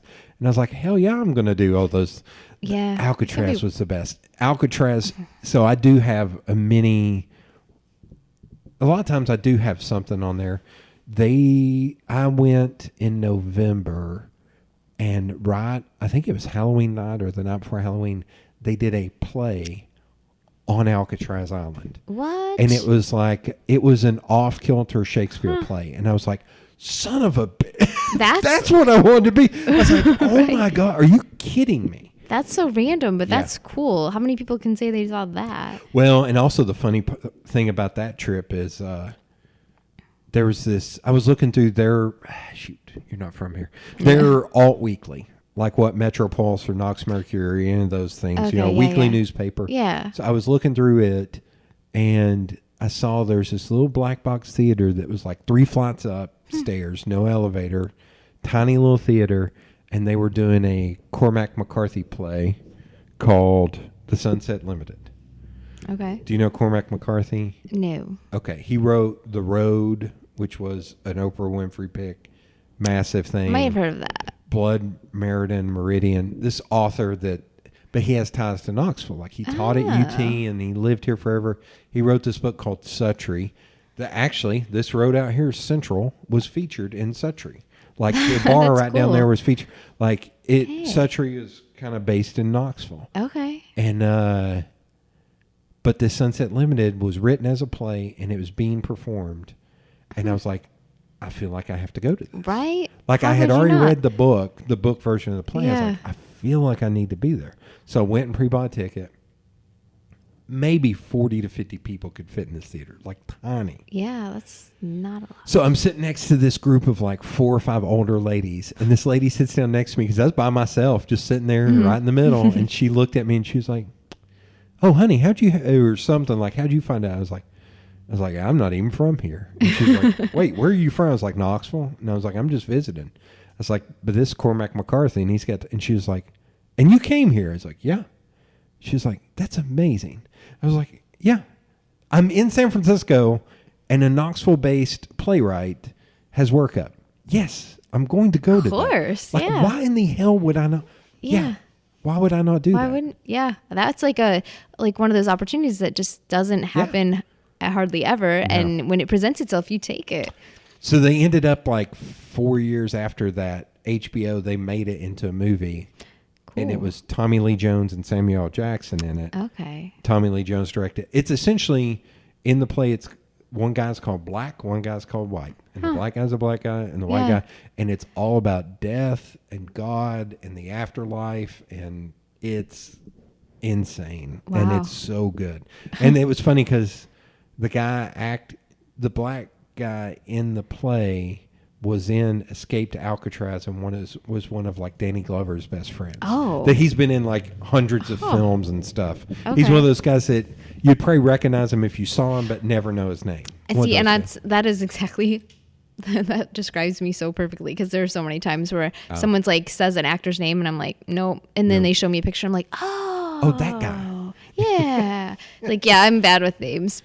So you mentioned Game of Thrones. Were you a Game of Thrones fan? Yeah, I watched it. Is that what drove you to? No. Okay. I mean, I did watch the show, all the seasons, but that isn't what I just, it's more, like I get a lot of inspiration from Instagram. Like I see people's pictures and I'm like, yeah, I want to go there. Like some friends had recently been and just seeing their pictures, and it kind of had a field. Like I love the ocean, or this, I guess it's the sea. So, and 2 years ago I was in Italy and I stayed on the Amalfi Coast for about 4 days. Wow. And in one of the smaller towns, one of the lesser known towns. So everybody usually flocks to Amalfi or or Positano is a popular one, Sorrento. And I found this cheap Airbnb in Minori, which is only a mile down the road from Amalfi, the famous city, or the famous town. And it was insanely cheap. I think I paid $67 a night, like exchange rate wise.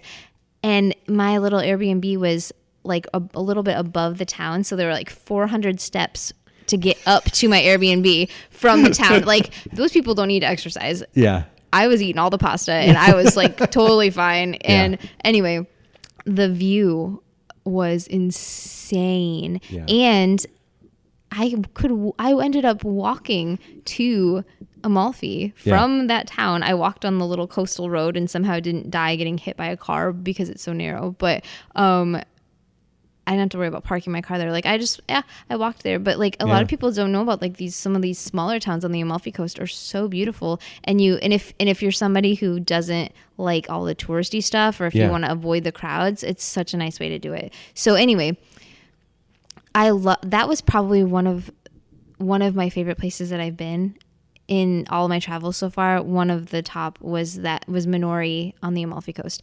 And when I saw pictures of Croatia and some of the towns on the coast of the Adriatic Sea there, it just reminded me of that experience. And I thought, okay, like I want to experience that, but like in a different country. So, and sure enough, it kind of felt like it, like Dubrovnik, Croatia really kind of had that same feel to it. I think like it was like more like my Airbnb was like up on the hill, but like overlooking the old town. And so, yeah, it was just, I definitely didn't do it for the show, but it was kind of cool to still see it at the same time. There. Yeah. You're kind of going down the road of like lodging. So since you're pragmatic, how have you reconciled? Because I'm assuming sometimes your lodging may be 5 times, 10 times as much as the flight. Overall, yeah. So I usually go Airbnb unless there just aren't any good options there. With I like having my own complete space, and I like that it feels more authentic to being a local versus coming out of a hotel and then everyone knows instantly that you're a tourist because you're coming out of a hotel. Right. I just like having that experience. And then you kind of, like I've met some of the hosts. Sometimes you don't end up meeting the hosts, but I've met a lot of them, and that's cool too, to kind of, they'll usually give you some kind of tips about where to go, what to do, like for restaurants and things like that. So like, I don't know, it's just cool to kind of get to meet at least a couple local people while you're there. And I think traveling during off season is really key to getting good deals. And Croatia also does not use the euro. They use the kuna, and it's actually a better exchange rate in favor of Americans, in favor of the dollar, the kuna. Like 1 kuna is like 15 cents. Wow. USD. Okay. So I was booking these. I mean, granted, it was November, so it's off season, but I got Airbnbs in Croatia with water views for like 50 some bucks a night. That's insane. And I was like, at first when I was seeing the prices on Airbnb, I'm like, is this right? Yeah, you're like the exchange rate's gotta be screwed up. Yeah. You know, and so I'm like, so because, you know, sometimes like when you click on like, I want to book this, then they like add extra fees for cleaning or something. Tell me about it. Yeah. And I'm seeing the total and I'm like, this is still only like 50 bucks a night. What's going on? And then I realized, because I'm seeing the prices in USD, so I wasn't even considering their currency. For some reason, I thought that they were using the euro too, but they don't. And so then I looked it up and I'm like, oh, that's why. It was just the exchange rate is just so good. And I don't know what it's like during peak season, like summer or like holidays, but November was really, really good. So one of my bucket lists, Paris is one of my bucket list places. And I almost went. I actually went and got a passport because of this, which I need to renew. God, that's reminding me. Has it been 10 years? Not quite, but I think it was 2010. Okay. Then I almost booked it because I found a flight from Knoxville to Paris for $800. Back in the day when that was... Well, that probably was good. But I found out later, it's like, oh, it's off season. A lot of places are going to be closed. I was like, oh, well, then I don't want to go. If I don't get the full experience...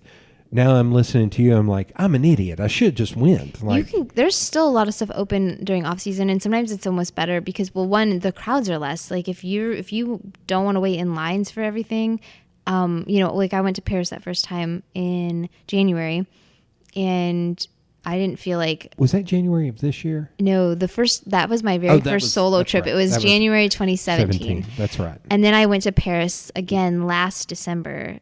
I just added it to my trip because I'm like, I want to see the Christmas markets in Paris. Last time I went in January, there weren't any Christmas markets, so I got to see those last year. And but my first trip to Paris, one of the random experiences I had there was I happened to go into Notre Dame on a Sunday. And when you're traveling, you don't always remember the day of the week it is because you're not paying attention to that. And I didn't realize it was a Sunday, and a mass was going on, and they just let you walk in and out during the mass. Were you wearing yoga pants and? No, no, I was wearing jeans, but but it was cool to like see a mass in Notre Dame. Like that was just like a really neat, like random thing that happened that I was like, oh, I'm glad it was a Sunday, you know. But I didn't think about it when I went in. So yeah, stuff like that is cool. Yeah. And then I don't know. I didn't feel like going, so the only 2 times I've been to Paris was January and December, which are kind of off season, and I didn't feel like I missed out on like the main things that I wanted to do. The reason why I said January, I think one of my friends was in Paris. Him and his wife went to Paris. January, maybe in February. I'm pretty sure it's January. I think they booked through Scott's Cheap Flights. Okay. Yay. And he was texting me because he was sitting outside of their hotel. It was snowing, and he was sitting there smoking a cigar. Huh. And he texted me a picture, just like, because he and I smoke cigars, and he's like, I'm thinking about you as I'm on literally the other side of the world. That's crazy. Like, it was, and I was like, holy dude. It's like, that's insane. And he was like, yeah, like, he was like, I'm having a bit of a moment right now. Like, he was As you so, should in Paris. like, mind blown. So I will say, here's a road to go down. Yeah. One of the earlier ones I did on this with him, which I hate to keep mentioning, it's Sean, who we're sitting in this room, pointing your photo co. Yeah. We did I think it's like the second podcast I ever released. It was on how guys have a tendency to make fast friends in cigar shops and bars. Interesting. How like I told the story on there, like I just came back. I did a road trip. I mentioned it before, the Detroit-Chicago trip. Yeah. I literally went from Knoxville to Cleveland, Ohio for that conference. Yeah. Back to Knoxville for one night, to Detroit, to Chicago, to home. And that whole trip was like 15 days or something. And but it was mainly see baseball. Yeah. In Chicago. But I still stayed in Detroit and visited family and was up there for like 4 days and was in Chicago like 4 days. Okay. Like, yeah, because then I was in Cleveland. 4 and 4, that's 8. So maybe it's like 12 days because I was in Cleveland 5 or 6 days. Anyway, not the point. But I was saying I went to see the baseball game in Detroit, and I left there and found a cigar shop, cigar lounge. So I'm going in there, and in the cigar lounge, I was one of the only white people in there, which is totally fine. Yeah. I'm comfortable, whatever. But I'm sitting there in this nice chair that's almost like that couch you're sitting in. Yeah. Watching SportsCenter or something. There's a guy next to me in his 50s or 60s, older black man. And he keeps falling. He's asleep with this cigar kind of hanging off. And I'm dying laughing. I'm like, oh, my God, I'm going to sit next to this guy. And so at one point, he kind of wakes up and he looks at me and says, hey. It's like, hey, how's it going? Good.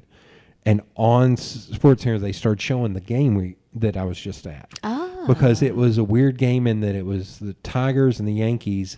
And there were, I think, 4 bench-clearing brawls to where they ejected so many people they weren't sure they were going to be able to finish the game. and they were showing and he went, man, that was crazy to see. And I was like, oh, were you there? And he was like, yeah. I was like, I was there too. What? And so we sat there and talked for like 45 minutes about baseball, about life, about cigars, about everything. What are the odds of that? Oh, it happens all the time in cigar shops.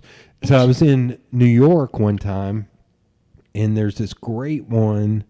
Of course, I'm going to blank on it. It'll come to me in a minute. But it's one I always visit it's one of the main ones. So I'm sitting in the back. There's only one chair open. I sit down, and there's this guy sitting. Like there's a seat, a table, and this guy, and he just starts talking to me. And he's my age or so, and I notice he has like a violin case or something sitting there. So he starts talking to me. Turns out he's getting his doctorate. He emailed me his master's thesis to read. And then he invited me out to Brooklyn at 3 a.m. to see him play in some jazz club. Sweet. No. It wasn't a violin. It was like a trumpet or something. Oh, yeah. Okay. But it was just so funny. I was like, dude, if I didn't have to be at the airport at 6 a.m. in New Jersey, I would totally go do that. I was like, but that would be a little rough. Yeah. But and then he got up and he had to leave. And then I went closer to the front because there were more seats open. And I sat and talked to these 2 older guys. They were talking about how New York was changing. And one of them lived out in Brooklyn. He lived out in the Bronx. Okay. No, it was Brooklyn. And he was like, they're trying to do a law to ban cigar smoking even in your backyard. What? And I was like, they would kill you in Tennessee if you tried to stop somebody from smoking on their own property. Well, yeah, on your own property, that's... So, but it was this weird thing of, yes, that is a thing. And I've sat in bars where all of a sudden some guy next to me, just because of sports or whatever, just starts talking.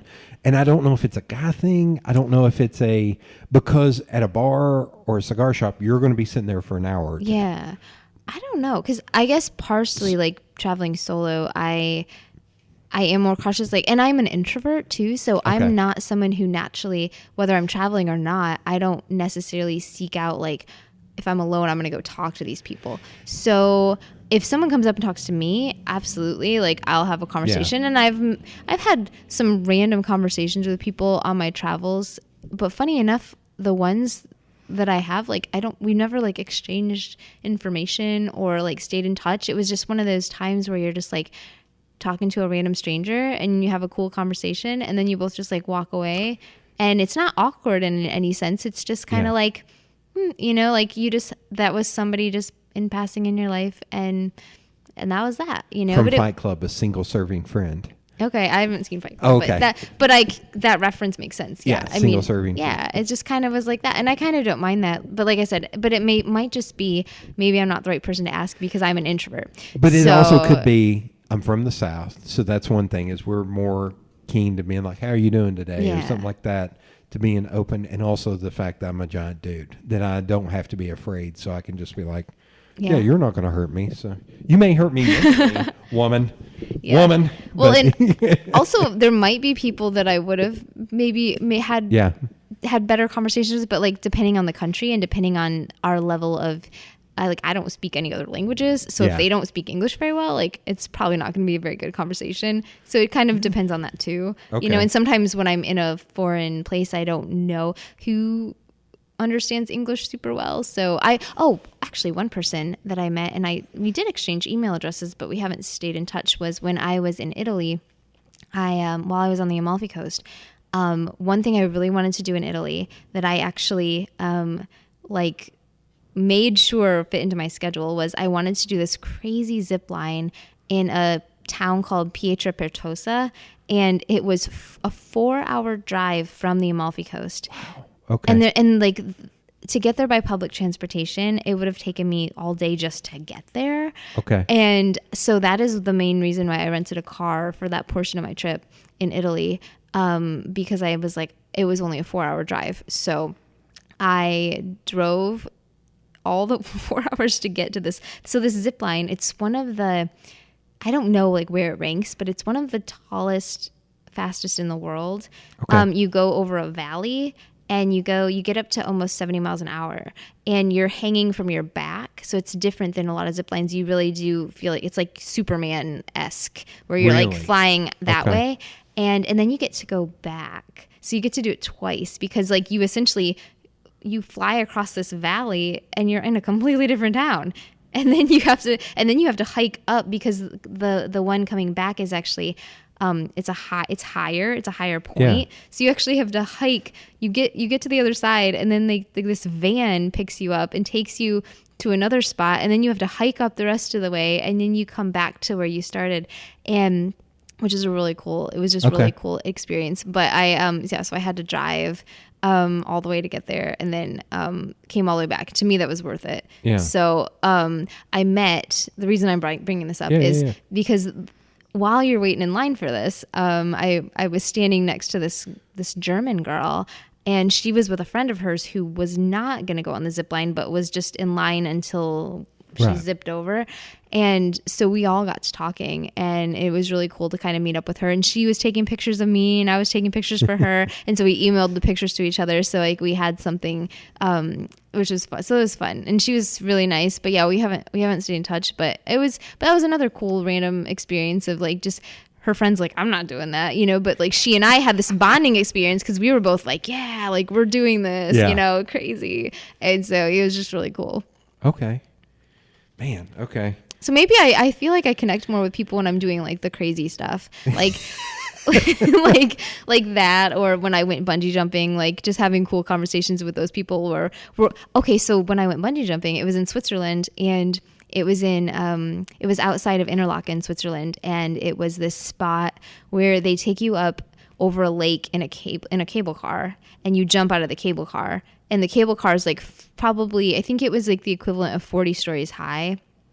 When we got to like the point where we jumped, and there were like 11 of us jumping, so we're all crammed into this cable car, and of course we're all like, some people were like, yeah, and some people were like, I can't believe I'm doing this, is scary, and like one girl, I was the third one to go, and the girl number 2, she cried. And we all were like, you can do this. Oh my gosh. Like it's going to be great. You got this. And like, she ended up doing it. And it was so cool to kind of see. We're all just like in this, it's like this tiny little room of a cable car. And like, we all were it was like you were like instant friends or something. And we were all just like, yeah, like everyone's cheering each other on. Everyone's just like, this is amazing. And then we all went our separate ways, and like, I don't even know where those people are today, but like in that moment we were all like best friends. Right. Which is just, I don't know. It's You're all like one big team. Yeah. We were all helping each other. We all wanted each other to succeed. We all wanted it to be amazing. And it was, it was like an experience I'll never forget, and I was actually terrified. So that was something that like I kind of have this thing where I'm trying to learn to like face my fears and not let them hold me back from something really cool. So obviously, some people are definitely like afraid of heights, and that's just not their thing, and that's cool. Like I'm not saying like everyone needs to go bungee jumping, but whatever that thing is for you, I feel like there's something to that. So for me, I knew that the anticipation of jumping was going to be worse than actually doing it. So I figured as soon as I jump, I know I'm going to love it. Like I know once I'm airborne, I'm just going to I'm going to be so glad I did that. Right. So I just have to get over that fear of actually jumping, which actually is kind of like a metaphor for life. Like in a lot of ways, the fear of actually like taking the leap is worse than just taking the leap. So that's kind of, it was sort of like an exercise, or sort of like something like I was doing for myself, like showing myself that I could do something that scared me and then be really glad I did. And sure enough, like the moment before I jumped, okay, so we're all in this cable car, and this girl next to me, she's like, you're shaking so bad. And I go, I know, I can't control it because I'm terrified. But I also know I'm going to do it. Yeah. Like it wasn't like something. And then of course, like I just told you, like the girl ahead of me cried. And so of course I'm not going to be like, after she cried and then still jumped, I'm like, I'm not going to be that person who like they count me down and I just don't jump. You know, because like you're sitting there and like they counted us all down, so you'd be holding onto the edge of the doorway and they're like 5, 4, 3, 2, 1, and you jump, and I'm sitting there, and like it's moments before they start counting me down, and I'm still sitting there like thinking, how am I gonna do this? How do you just will yourself to jump off this thing? Like how? And then they started counting, and I'm like, crap. Yeah. Okay. But then it was just one of those things where you just have to stop thinking, and then you just have to do it. Yeah. And I can't really describe it any other way, but literally the moment my feet left the platform, I was like, oh my gosh, this is awesome. Yeah. And that's but I knew it was going to be that way. I just had to like actually get over the fear of jumping. So hopefully that encourages people to like, just do the things that scare you. So in doing something like that, mm-hmm. and taking all these trips, do you take a lot of photos? Do you take GoPros, or do you believe more in living in the moment and actually in enjoying what you're doing as opposed to worrying about capturing it? Now, I know there's a duality there, because you probably need to capture some stuff for blog or work or whatever. Instagram. I feel like I'm pretty balanced with it. Like I don't have a GoPro. Probably should have a GoPro, but I don't. And I don't use, actually, so I have a degree in art, and I took photography in college, but shame on me, I don't actually take like a DSLR or any type of professional camera. I use my cell phone. And it's 2019. I know, our it's cell just phones so easy. The quality on the cell phones is insane now. And it's more portable. I don't want to take I don't like carrying a camera around with me. And also being solo, it's like, well, how am I going to take a picture of myself? Like I guess I could use a tripod, but and so with experiences like that, I will step out of my frugal box and I will pay extra for the photos if they offer them. Yeah. So that's what I've done. Like when I went bungee jumping, I have amazing photos of the bungee jumping because there was a woman who worked for the company that I booked it through who strapped herself to the outside of the cable car and was hanging off the side of it, taking all of our photos with a telephoto lens that's the longest telephoto lens I have ever seen in my life. I swear that it was probably as weighed as much as she did. And she was hanging off the edge of this cable car taking our photos, and they turned out so good. And I'm like, I'm paying extra to buy these photos for sure. And I'm so glad I did, because those are things those are memories. Like if I didn't have the photos of that, yeah, I could still remember what happened. But I mean, the lake it's just insane. It's incredible. And it was worth it to me. So, but yeah, I do take, like, going back to your question, I do take like selfies, and sometimes occasionally a stranger will take a picture of me. And I do like to post those for like my social media, Instagram, my blog. But I also have I try not to, like, if I'm not getting like that perfect shot that I want, after a couple tries, I'm not going to like waste my time. Like I'll just move on. And sometimes, funny enough, I almost end up liking some of like the blooper shots better than like the posed ones.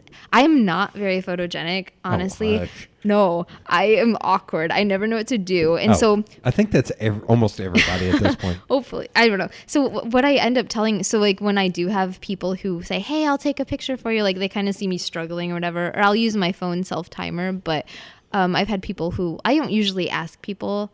A lot of times if they offer, I'll let them. Or if I take their photo, then I'll be like, oh, will you take mine?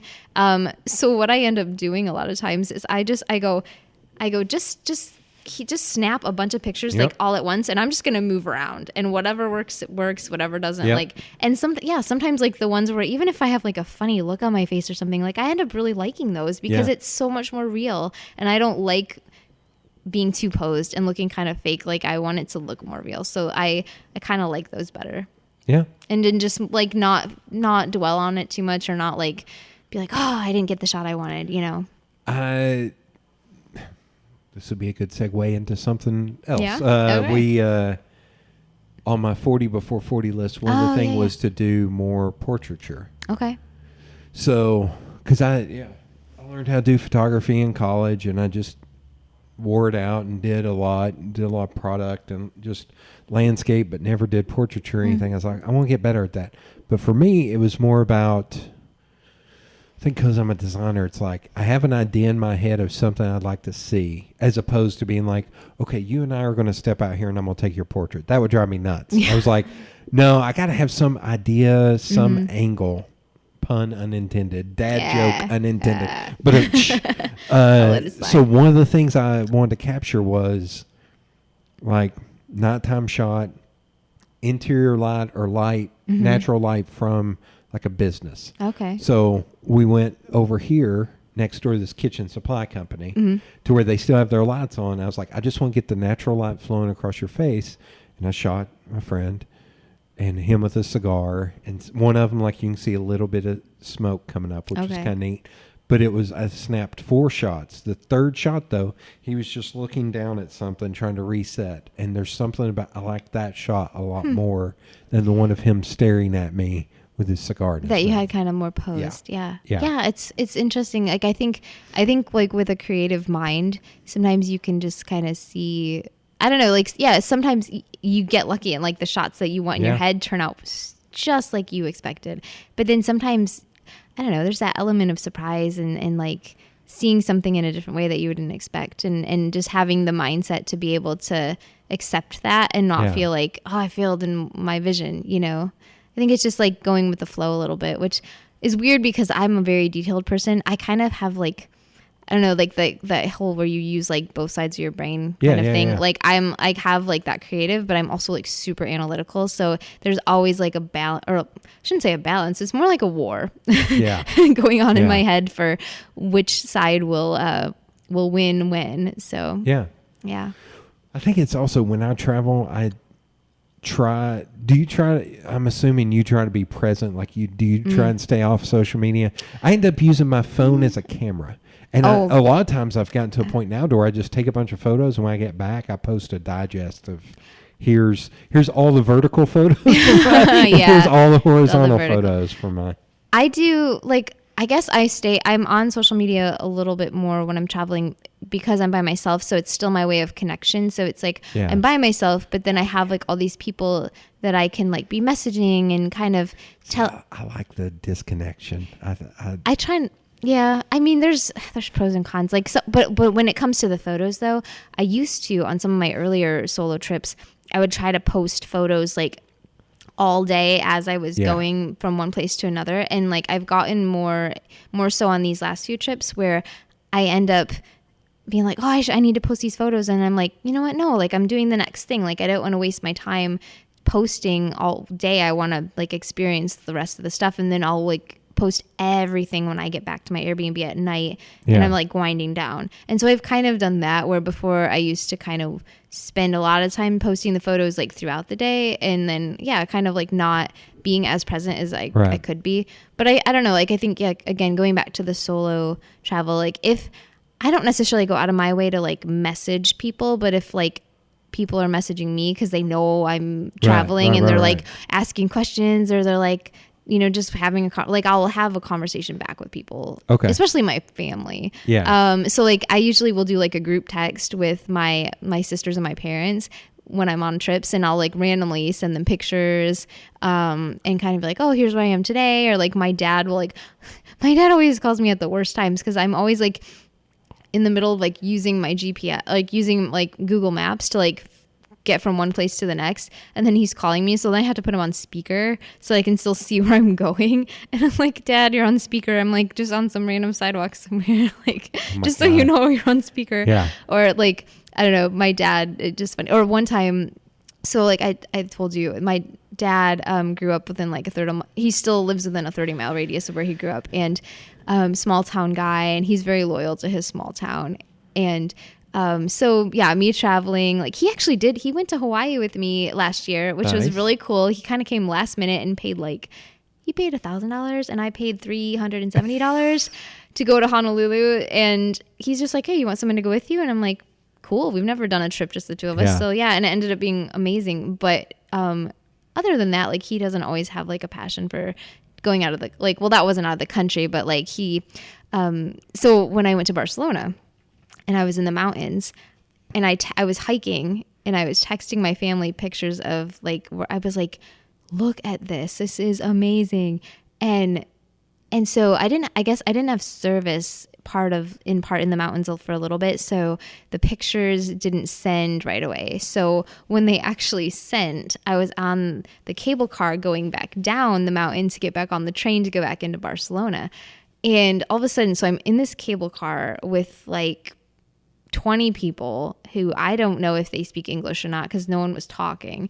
And I get this text message from my dad, and he goes, and so like the picture that I sent them was like incredible. It was like these mountains. It was gorgeous, like nothing like we had growing up. And my dad, he goes, so I just get this random text from him, and it says, because I grew up in this town called Union City, Michigan, outside of Battle Creek. And he was like, Union City has some beautiful scenery too. Like just like that. He's like very like, my dad's just very blunt with like, he doesn't have a lot of words when he texts. He's just like, Union City has some pretty stuff too, or something like that. And I don't know why, but for some reason I read that text message, and it was like an hour after I had sent the photo, but I didn't know it didn't go through right away.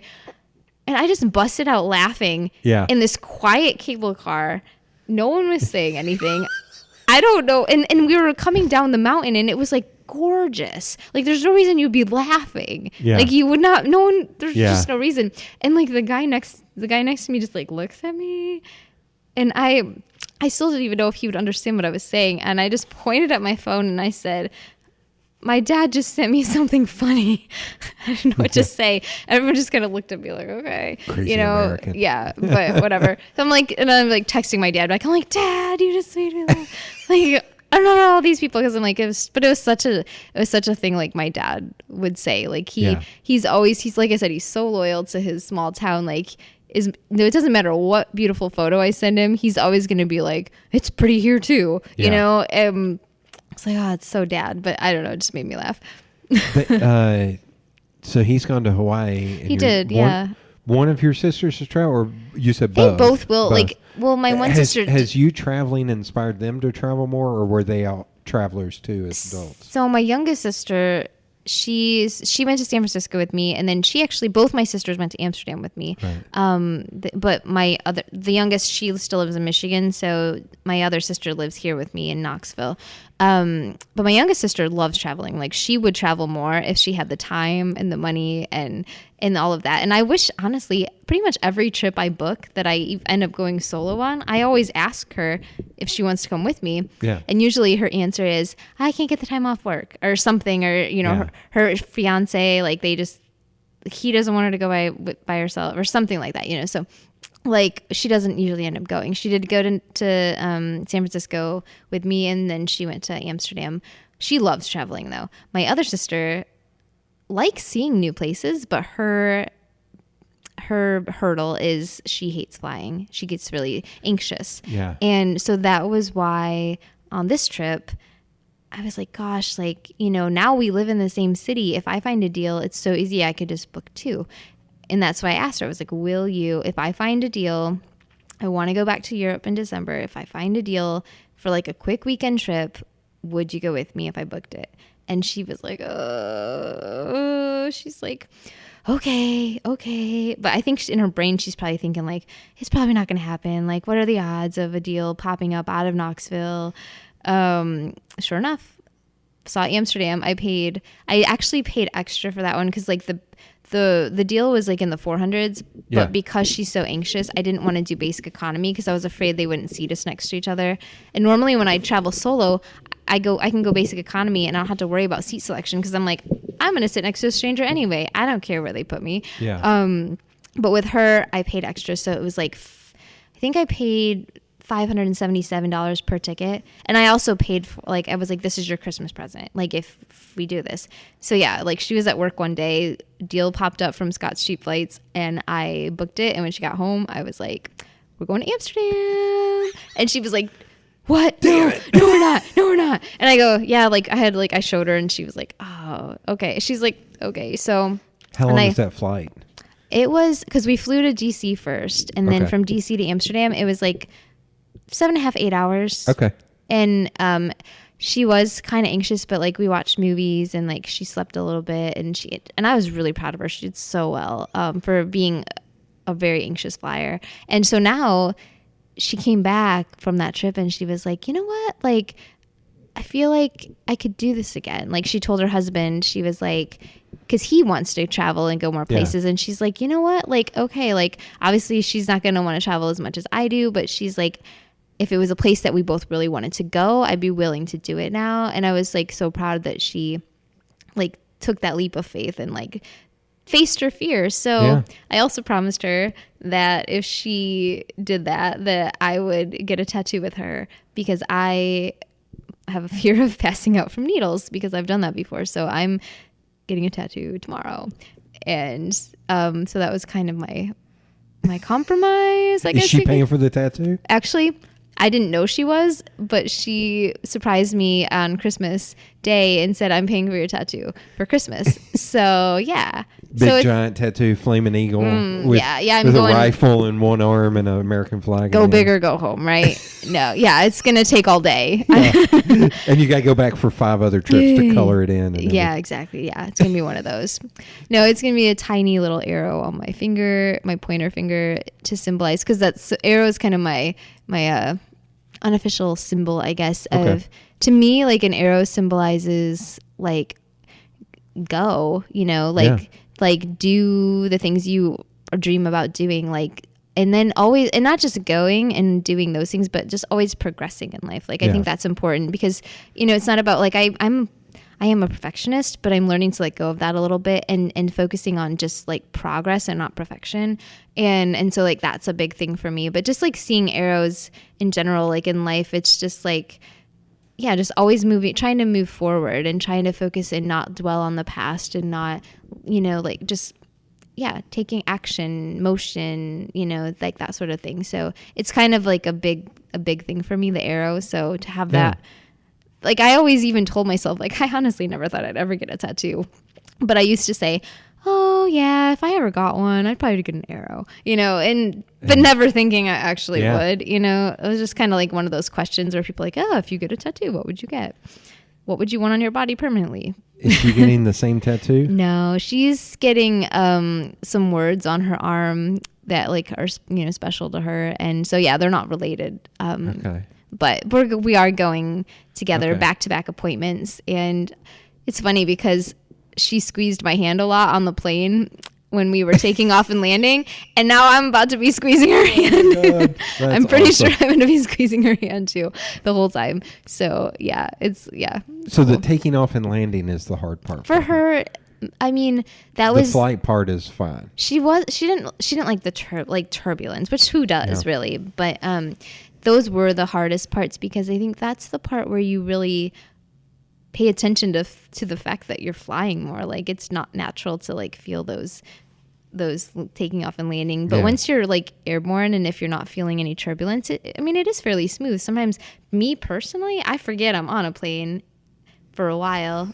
But she was still a little anxious, but she, like, every once in a while she'd be like, we'd hear a noise and she's like, is that normal?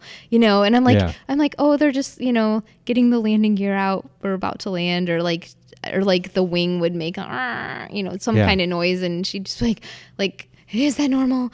Are we, I'm like, we're good. But I had to like remind myself, like, she really hasn't flown very much. She's flown a few times before, but not a lot. And I've, at this point, flown so many times, like, it's really second nature to me.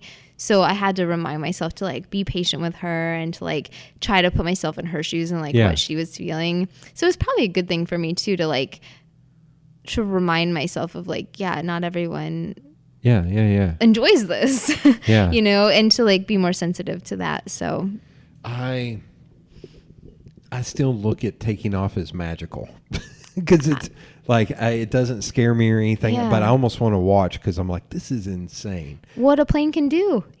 But on the flip side, and this needs to be a drinking game for this one, how often I mention how large I am.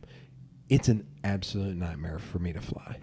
Well, the space in a seat, and they keep getting worse. Yeah, they do. Like, I flew to Jacksonville in August, and it's that trip down there, and then the trip back was maybe the worst experience. Actually, the trip down there was worse. I actually flew out of Tampa back. Okay.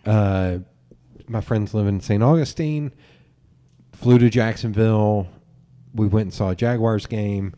Drove to St. Augustine, and then I was down there for 4 days, and then we drove over to Tampa, saw the Rays play, and I flew out of Tampa, and they drove back to St. Augustine. Tampa Airport is nice. I like it. It was nice. It was odd in that, you go in the central hub, and then you have to go out. Yeah. So I go, and I get my ticket, and they didn't tell me where to go. And so I kept looking around, or they said, like, you need to go to C. Yeah. So I walked out in the middle, and I looked around. I was like, there's nothing that says C. Like, where in the hell? So I had to walk over to this group of cops, and I scared them, because they were, like, joking about it, and then they just got really serious. It's like, C? Where am I going? Yeah. Like, I literally have no direction. And they were like, well, go there and go. I'm going to go, guys, let's calm down. We're in an airport. Maybe I'm not from here. Maybe I don't. Stop being a dick like that. And I finally found my way, and I was like, found some lady who worked there. I was like, am I in the right place? She's like, yeah. You go over here, you go onto this elevator, and then I was like, okay, signage. You all need sign. You're killing me. Yeah. Yeah. But the flight down there, like, the seats were so small. Like, I literally couldn't hardly fit, and I almost couldn't fit, like, knee-wise. Oh, geez. Oh, I've had cuts on my knees from hitting the hinge on the seat in front of me. Yeah. Do you try to get the exit row? I try, but it's always gone. Yeah. And it kills me when I walk by and I see somebody who's 5'4" in the exit row. I was like, you dick. Like, right. You don't need that. Oh, I had a flight.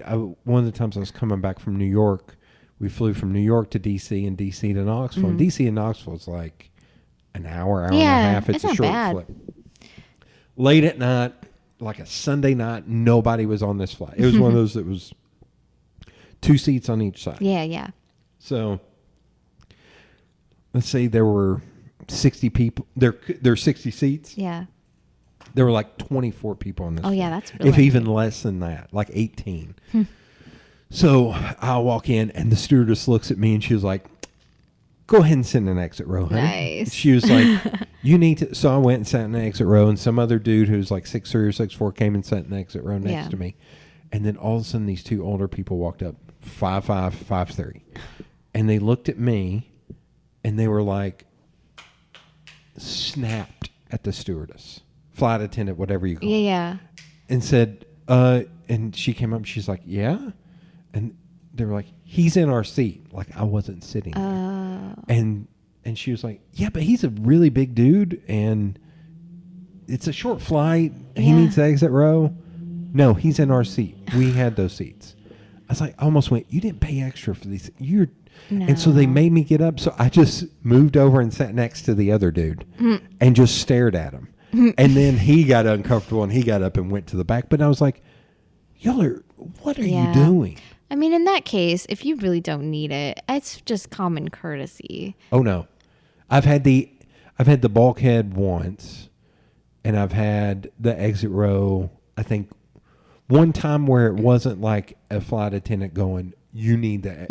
We're going to put you in the exit row." Yeah, I have actually had once or twice had a flight attendant go to somebody in the exit row and say, "Excuse me, would you mind switching with this guy 3 rows behind you because he can't fit in that seat?" Yeah. And they were like, "Yeah, sure." Like, but there's been time. Yeah, it's hard. Yeah, I have a friend who flies a lot domestically, and he is like 5. No, not 5. He's like 6'5" maybe. I don't know, something like that. And he always tries to get the extra, and he seems like pretty successful. Like he always posts on Instagram, but like I don't know how he always gets it. But he like his legs are just like so long. Like it's so I don't even know how. I can't even picture it. I don't think I've ever sat next to like a super tall person to like even see what a horrible experience that is. Well, and I think it's like the cost, of course, but it's also like you talking about flying New Zealand or Australia. Oh, like, yeah. That would kill me. And everybody's like, "Well, you need to just upgrade." I was like, "That's so expensive." Oh my gosh, no. I did have a woman working the gate in Boston when I checked in. She looked at me and she was like, "Oh, honey, no." And I think she's the one who gave me the bulkhead. She's like, "Oh, honey, no. We're going to change your seat right now." And I think she kicked somebody else out of their seat so I could have that seat. Though. I mean, those are good employees when they recognize right away and they know. I fly probably more than the average person, but less than somebody like you. But yeah, and it's insane how often that happens. I guess it's not something I even think about because I'm not super, I'm like an average height. I'm like 5'5", it's never bothered me. Usually it's funny, like even in a car, it's like when I'm sitting in the back seat and people are like, "Oh, I'll move the seat up." I'm like, my knees aren't even touching the seat. Like, you're fine. Well, that's what's funny. I drive that little tiny Toyota Yaris. And my back seat is bigger than most like BMWs and Mercedes-Benz back seats, to where people get back there and always somebody in the passenger seat's like, "I'll move my seat up." And they're like, "You really don't need to. Yeah. There's so much room back here." But sleeping on planes, you can't sleep on planes. No, I mean, usually maybe an hour if I'm lucky. Okay. I just can't. I don't, it's not even just, I mean, it's being uncomfortable, but also just, I always have troubles falling asleep anyway, unless I'm really, really tired. So I probably have insomnia a little bit because when I was growing up as a kid, I would just lay there for like 3 hours before I'd fall asleep. Yeah. So in college, I figured out that if I go to bed really late and I'm actually really tired, I fall asleep right away. So now I typically rarely go to bed before like 2 a.m. because then I know I can fall asleep right away. So if I'm not really at that point of I'm exhausted, I'm not going to fall asleep. And so especially with international flights where you leave, like it's an 8-hour flight, that's basically your night's sleep because with the time change, once you get to Europe, it's morning. So if you leave at sometime in the evening and you have an 8-hour flight, if you don't sleep on that flight, like you didn't sleep that night, and then you get there and it's morning. So, but the problem is when you leave, it's only maybe like 6, 7, 8 p.m. I'm not tired. No. I'm not ready to go to sleep. So, I mean, I've tried not doing anything and just seeing what happens. And I've tried antihistamine always kind of knocks me out. And I've learned that just from being allergic to stuff. But even that doesn't really help. I just don't get comfortable very well. Yeah. And unless I have the whole row to myself, which has only happened like once or twice, where I can kind of sprawl out, and that helps. Or if I have the window seat, I can lean against the window. That's helped. But no, usually I'm lucky if I get. I would be happy to get 1 hour of completely restful sleep. So I don't think I've gotten 1 minute of sleep on a flight. It's hard. It's because also the back always comes up to the lower part of my neck. Especially for you, I can't even imagine. But yeah. Okay, so let's power through. Sleep on plane. Currencies, has that been a kind of a cumbersome thing to learn how to exchange? How easy is it to exchange, like when you go For me, it's been pretty easy. I mean, I usually, you can Google like what the exchange rate is if you're just curious, but I try to use for a lot of trips, I would take some cash with me, and then because when I lived in Florida, I could actually exchange right at the mall, which is like 5 minutes from my condo, and there was you could get current. It was so easy. Okay. So, and through my bank, I got a discount. So I would always do that and take I don't know, just almost for safety, $100 or $200 or something like that cash. And then I'd try to make sure I used most of it, so I didn't have a lot left over. Yeah. But most places, I shouldn't say most, it depends on where you're going. A lot of places take credit cards. So if I could use a credit card, I would. And then I get points for travel. But one thing, I guess I always heard people say oh, you can just use your ATM card in another country. And for some reason, I don't know if that intimidated me or if it's just kind of I'm going to get to the machine and I'm going to make a fool out of myself because I'm not going to be able to figure out if it works differently. Be able to read it or whatever. Yeah. So I just had never done that. Well, this moving to Knoxville, I don't know where the nearest currency exchange is, and I know airports are notoriously really expensive with extra fees to do that. Mm-hmm. So when I went to and also when I went to Croatia, a lot of exchange places actually don't even exchange the kuna because it's just not a currency that most people use. So yeah, getting the euros and stuff, that's pretty easy, but the kuna, Croatian kuna. So I did a lot of research before the trip, and people were saying, yeah, just if you need cash, just go to an ATM. So I'm okay. So that was the first trip ever that I've taken internationally that I went without taking any cash with me. And I was okay, if I need cash, I'm just going to find an ATM and see what happens. And so you don't even take $100 American, so you have American over there to exchange? No, I didn't take any US dollars. I had my credit card and I had my debit card, and that was it. And sure enough, in Croatia, there were places that didn't take credit cards. So I'm but they actually had ATMs all over the place. So I went to an ATM and I'm all right. So I put my card in, and it's and then it asks you English or whatever other language. And so I picked English, and then it's okay, put in your PIN number. Okay. And it was how much cash do you want in their currency? And it even on the side told me how much it was in USD. And I was okay. And so I took out the money. It was super easy. And I only did that when I needed to. Was there a fee or anything? There was a fee. I mean, a couple extra dollars. But for me, but it wasn't anything insane. No, okay. It was, it was probably equivalent to going to one here where it was out of your network or whatever. Yeah. It was something like that. So it wasn't crazy. And I only did it when I needed to. There was a jewelry store. I bought a ring for me and a ring for my sister, and they were oh, we don't take credit cards. So I'm okay, where's the nearest ATM? And she pulls out this little map and's drawing lines on it, and she's go around this alley, because I'm in Old Town. That was in Kotor, Montenegro. I'm in Old Town, and there's just it's a maze, and I'm okay, hopefully. And so I left the store, this little map, and I'm trying to find the ATM, and I'm I hope I can remember how to get back to that store. Yeah. Because the map was kind of clear, but then I ended up going to a different ATM because there were people at the one that she told me to go to, and they were struggling. I don't know what was going on, but they were struggling. And I waited 5 minutes and nothing was progressing. And I'm I got to find another one. So I did. Anyway, long story short, once I found an ATM that no one was at, it was really easy. Huh.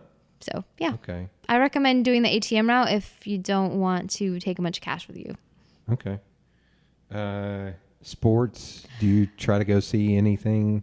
I haven't. I mean, not saying that I wouldn't, but I haven't done anything with sports. Again, like, except for like, I really like cars. And so I would go to like a Formula One or I guess, Right. or what is it? Yeah. Is it Formula? No. Yeah. Yeah, Formula One there. Yeah, I've like watched it on TV sometimes. So man. I would totally do like a car race, but like soccer, no. Like, I mean, not that I wouldn't if the opportunity presented itself, or if I traveled with other people who are like really into like watching some kind of game. I would, and I would enjoy it. Like, I like watching live sports better than TV, I think, most of the time. So, like, football, I mean, not that other countries don't have football, but if it was like a U.S. trip and like somebody's like, yeah, I want to go watch a football game somewhere, I would totally, I like watching football, baseball. I would watch a soccer game too. So, yeah, I'm not opposed to it, but it's not something when I'm by myself that I would choose to do. Okay. I'm not a big soccer fan. There's EuroLeague football.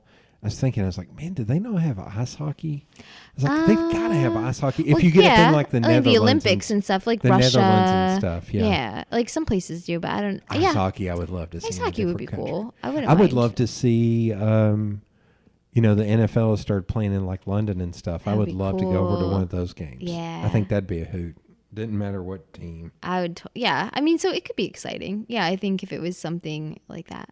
But like I said, I grew up watching sports with my dad and my brothers, so I don't mind watching sports. Yeah. It's just not usually. Soccer's just boring to me, and I know that's the preeminent sport in Europe. So it has no. I don't follow soccer at all. I would if I was in England or Scotland or Ireland, I would probably go to a soccer match because it's so big over there. Because it's. Yeah, or Spain. I would probably go see the Spanish, not understand one thing of what's going on and not care one bit. But the energy is crazy. So that would be cool to experience. See, that's harder for me because I have been going to UT football games since I was a little kid. I've heard. And it's so weird going to pro games where it's like nobody cares. Pro NFL games, nobody cares. I have heard the fans here are, intense. I wanted to go to a game this year, and somebody invited me to one, and I just couldn't go that weekend. Okay.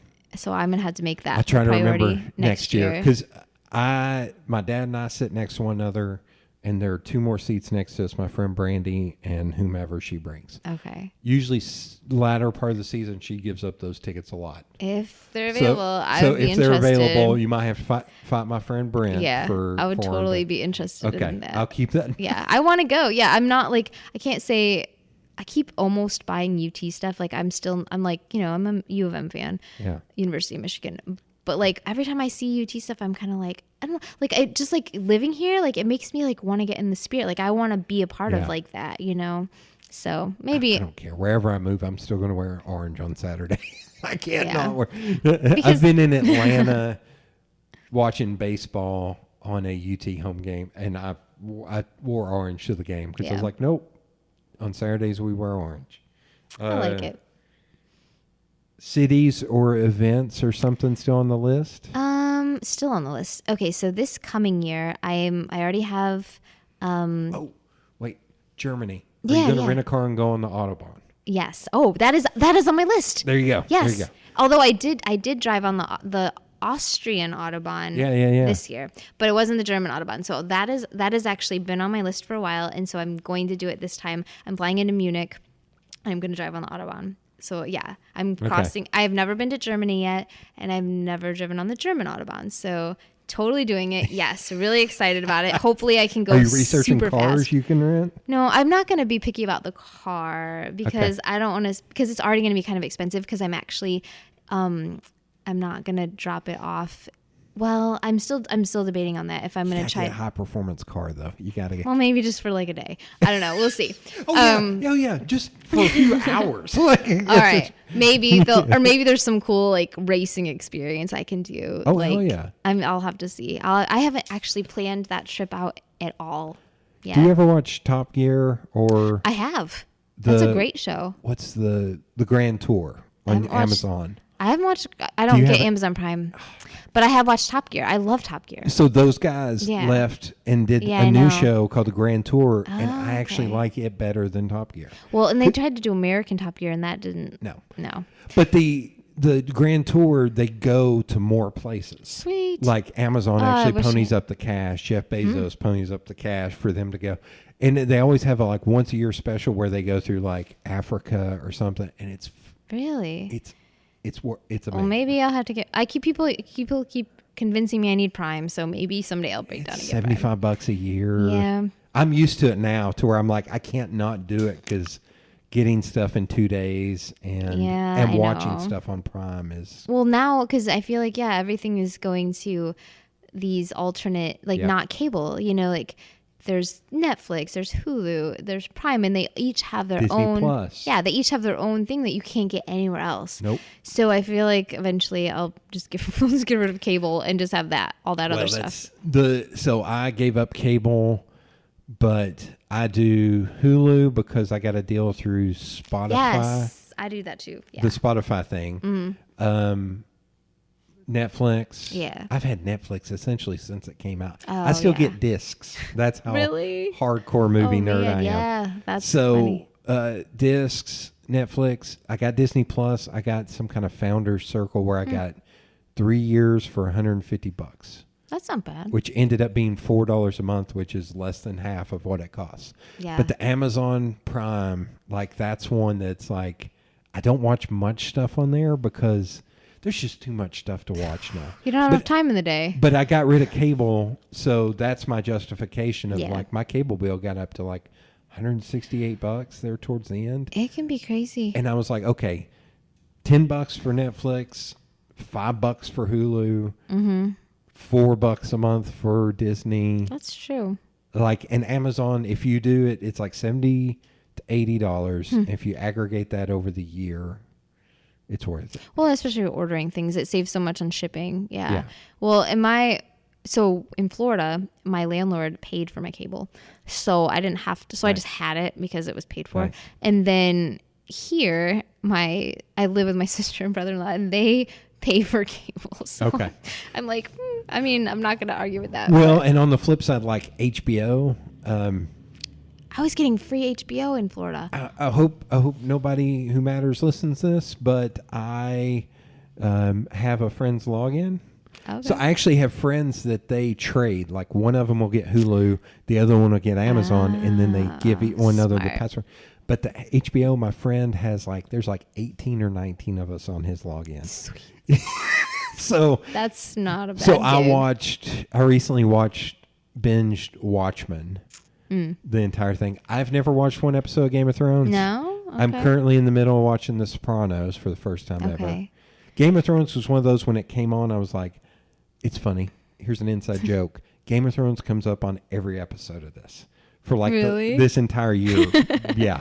To where it's a joke that's how we intro most episodes is talking about Game of Thrones. That's funny. And that was pretty organically here because of when Dubrovnik. You said it, I don't know if you noticed, but I smiled because I was like, God, we're still talking about Game of Thrones on this stupid thing. It was organic because Dubrovnik, but yeah. When it came out, I was like, there's too many characters. I'm never going to be able to keep up. The seasons are going to take too long. I was like, I'll just wait till it's over so I can actually keep up with all the different and just binge watch it. Yeah. Well, I didn't start watching it in the very beginning. So it was, I started watching it about halfway, maybe the fourth season. Yeah. And then, started watching it from the first season, but had to catch up. And it was my ex-boyfriend, he started watching it. And so I'm like, okay, we'll see what this thing is. And then I was kind of hooked when just watching it with him. So even after I broke up with him, the show was still on. So I ended up watching it by myself. You're that invested, yeah. At that point, yeah. But I never read the books or anything like that. No. Yeah. The Grand Tour. That would be some homework. The Grand Tour is awesome. I will definitely take a look at that. Okay, but still on your list. Mm-hmm. So Autobahn. So Autobahn, Germany, because I haven't been to Germany yet. I'm going back to Austria. I was there this last trip, but I'm going to see more in Austria because I wasn't much in Austria. And I'm going to go to Liechtenstein, which also wasn't on my list. But I also have this thing where I like to do kind of obscure things that not everyone does. And who goes to Liechtenstein? Yeah. It's like the whole country is like 15 miles long. You can walk it. That's so amazing. like I want to go there because Yeah. it's like random and it's really close to where I'm going to be. So I'm going to make it happen. But it's literally not on my list at all. It's still not on my list and I'm going there. You know, it's just like one of those things. So, and then next year I actually have not been to New Orleans and I'm going there in February for work. We're going to February have 2020? Yeah, this like in a month-ish. Just booked the flights. So we're doing a team off-site meeting for work. And so we're a remote team. I've met a few of the people, but haven't met everyone because there's a few new people. So we're going to be in New Orleans for like 3 days. So I'm excited about that because I've never been. So I'm trying to maybe focus on doing some more domestic places I haven't been this year. But 2 other places that are on my list for 2020 that if I don't hit them, you know what, I'm not going to be disappointed because like I said, I'm trying to just go where the deals are. But I've been wanting to go to Vietnam, but I don't know if I want to go by myself. So I'm going to see, I don't know if I can get somebody to go with me. Vietnam, Thailand, I would love to make that trip happen. Yeah. And then also, what was the other place? Oh, possibly Tokyo. I would go with Tokyo. I wouldn't mind going to Tokyo by myself. Because if I stayed in the city, like I feel like I'd be pretty comfortable. And have you heard or seen like you can do like a real life Mario Kart in the streets of Tokyo? Really? Yeah, and you can even dress up as the characters and you get in go-karts and you're on the real streets. Like it's not like a separate track. Like you're on the real streets of Tokyo. That's nuts. I want to do that so badly. So my friends who worked for WordPress, they went to Tokyo and they loved it. Vietnam is the one place that I think Anthony Bourdain and this comedian Bert Kreischer, who used to do a show called Trip Flip, where they would meet somebody at like a Lowe's and go, you're going here. Oh my gosh. Or no. They'd show up at the airport and say, we know you were booked for like going to Denver. You're now going to go to the Bahamas. Oh, that's amazing. I did not even know that show existed. So I think they would go to Lowe's. Anyway, Bert said one of the best places he ever went was Vietnam. And Anthony Bourdain said if he ever lived somewhere other than the United States, Vietnam is the place. I've heard Vietnam is on many my good list. things from coworkers and everyone about Vietnam. So if I can make it happen, I definitely want to. Yeah. And other than that, like I would like to go back to Europe. Maybe for the Christmas. Have you been to London, Scotland, Ireland? I've been to Ireland twice. That was my first trip ever. Scotland feels like the place I want to go to. I went to Edinburgh. Actually, I was going to go to Scotland this last March. A company reached out to me and asked if I would want to be a tour guide and do a tour. And they said, "Where do you want to go? Where do you want to lead a tour?" And I said, I want to go to Scotland and do like a hiking tour. Yeah. So they were like, sure. And they let me create the whole itinerary. That's awesome. But unfortunately, we didn't get enough people signed up, so it got canceled. So I ended up going to New Zealand and Australia instead, which I wasn't mad about that. But that trip, yeah, I know. But that trip would have been, the Scotland trip would have been paid for. But I have been to Edinburgh. I've been to Ireland twice. And the second trip, we flew, it was such a cheap flight. We flew from Belfast to Edinburgh just for a day. So I've only been to Edinburgh, but it was really cool. And then I've been to London. I was in London in 2013. Actually, it was the last trip I took with my ex-husband. And it was because he wanted to go to the 50th anniversary Doctor Who convention. Okay. And I'm not like a fan, but I'm not a fan. I just like, I haven't watched it since then, but like I ended up watching it because he did. And so I was at the 50th anniversary Doctor Who convention in London in 2013. And that was just one day. And so we ended up staying in London for a whole week. So it was really cool. It was cold because it's November, but honestly, it was like, I don't know, it's kind of cool to say I've been at the convention too, even though I'm not like one of those super fans, but. Okay. Yeah. If you did a 40 before 40 list, how many of those 40 things do you think would revolve around travels or events? Probably like 80%, I would say. Yeah, like at least. Okay. But I mean, then I have other things I guess that I could do around here too, or like locally. But actually, you know what? No. 40 before 40. Mine was like, one of them was just, I used to do this mixtape every month where I would curate a group of music and send Okay. it to my friends. It was like, I need to start doing that again. I would host these dinners to where it'd be like, these two friends and this couple that don't know one another, don't run the same circles.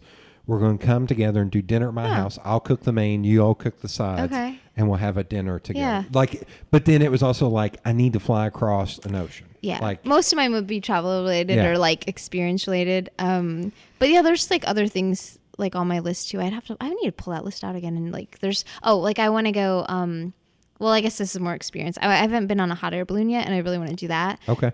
But I could do that around here. I almost did it in Croatia, but I think I'm like, well, I can find a place. But I kind of don't want to do that one by myself. Like, there's some things that I've like have had on my list for a while, but there's certain ones I'm okay doing by myself, and certain ones that I just think it would be more fun to do, not necessarily even with a significant other, but just like anyone else who wants to do it with me. Yeah, who can bounce it off. Yeah. So like, I mean, there's one thing I did recently too that I had never done before was I rode on a motorcycle. My friend Rusty, who his Instagram is RustyBagger24, I'll call it out. He is a really cool guy, and we met through Instagram. Okay. And so he took me on a ride on his motorcycle a month ago ish, and helped me check off that bucket list item because it's been on there for a while, just to ride, and it was really awesome. Okay. He's a cool guy. I may hit you up when you go to New Orleans. Because I've got a friend who lives in Austin, Texas. Okay. And he's always been like, anytime you want to come down here. So I'm thinking about making a driving road trip and go through Arkansas and down through Texas. Go late April, early May to see baseball. See Houston and then Fort Worth or Arlington. Arlington, I think, is the other one. Okay. The two baseball stadiums. But also stay with him in Austin and then come back along this, go down to El Paso, I think. Yeah. And go along the coast to, because I've never been to New Orleans either. I'll let you know what we do. Yeah. I mean, we're going to be doing some work stuff, but we're going to be doing a lot of non-work stuff too. So you're going through work. I was going to say, I also need pragmatic lodging. But you're going through work. Well, we're renting an Airbnb, I think, or a hotel. I don't know yet, but it's going to be like, because there's going to be 7 of us. So it won't be just me. but we're going to do non-work stuff too. Like I'm actually one of the people in charge of activities. So we're going to do some other things too and definitely get out and sightsee. You should look into renting a second line. A second line? Oh, yeah. So there's a comedian, Hannibal Buress, that he was like, you realize it doesn't have any, he's got a joke about it doesn't, he's like, you pay $200, you get a permit, and you can rent a second line. You could just surprise do a second line for them. Like, keep that in mind. Okay. Like, I mean, we'll see what our budget is. Hopefully they won't hear this by then. Wow. But yeah, it could also be if you just want to do it and it's cheap and just do it for you. Hey, I mean, I could be, But no, we're still doing some research on some and we kind of trying to pick stuff like everybody would be comfortable doing too. So we'll see, because there's a lot of like cool tours and stuff. But I want to come back through New Orleans and then up through Birmingham because there's the Negro League Baseball Museum is in the stadium at Birmingham. Whoa. I was like, you got to do that. Want to see that, and see a baseball game. Yeah, and I haven't been to Texas, so we'll have to hit you up and hear some stuff I've flown about Texas. into Texas, but I've never stayed there. Same. I've been in like Dallas and Houston, I think, in the airports. Yeah. And I did end up having an overnight in Dallas because when I came back from Australia, my flight was delayed by 8 hours.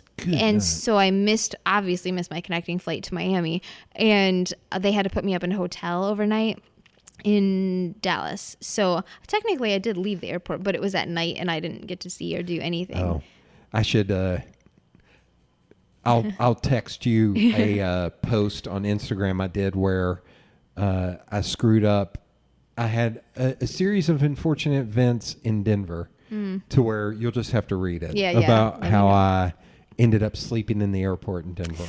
Like it was an absolute nightmare. That would be awful. I thought we were going to have to sleep in the airport. And when we got to Dallas, I flew Qantas, which is Australia's airline.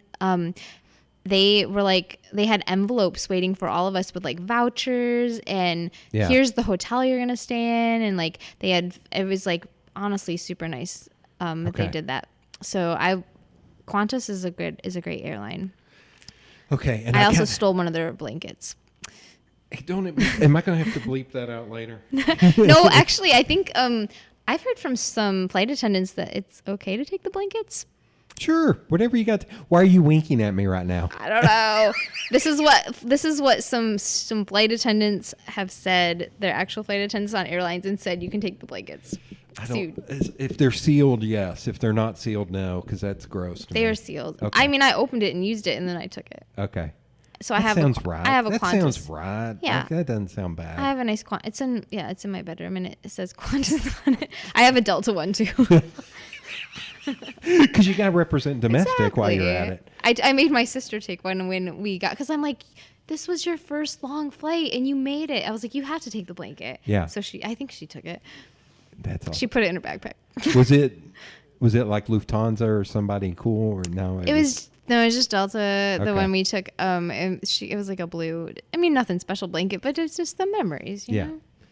Okay. Here's how we're going to end. Okay. I feel like I'm your dad in that I have lived within a 5-mile radius my entire life. Okay.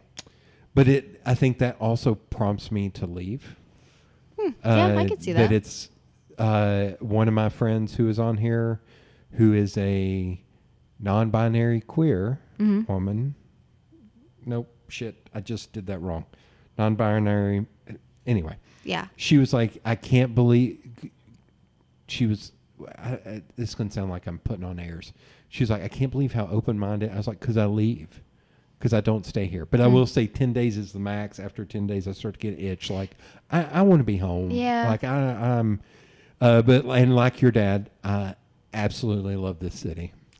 So I feel like now my goal is to show you some awesome things in the city that I hate to say it, you're never going to find on Instagram. You're never going to find on Yelp. There's so many awesome things in this town. I want to see those things. That if you didn't know, okay. Yeah. I'm going to make you a list, Cool. and I'm going to be like, any of these you need someone to go to.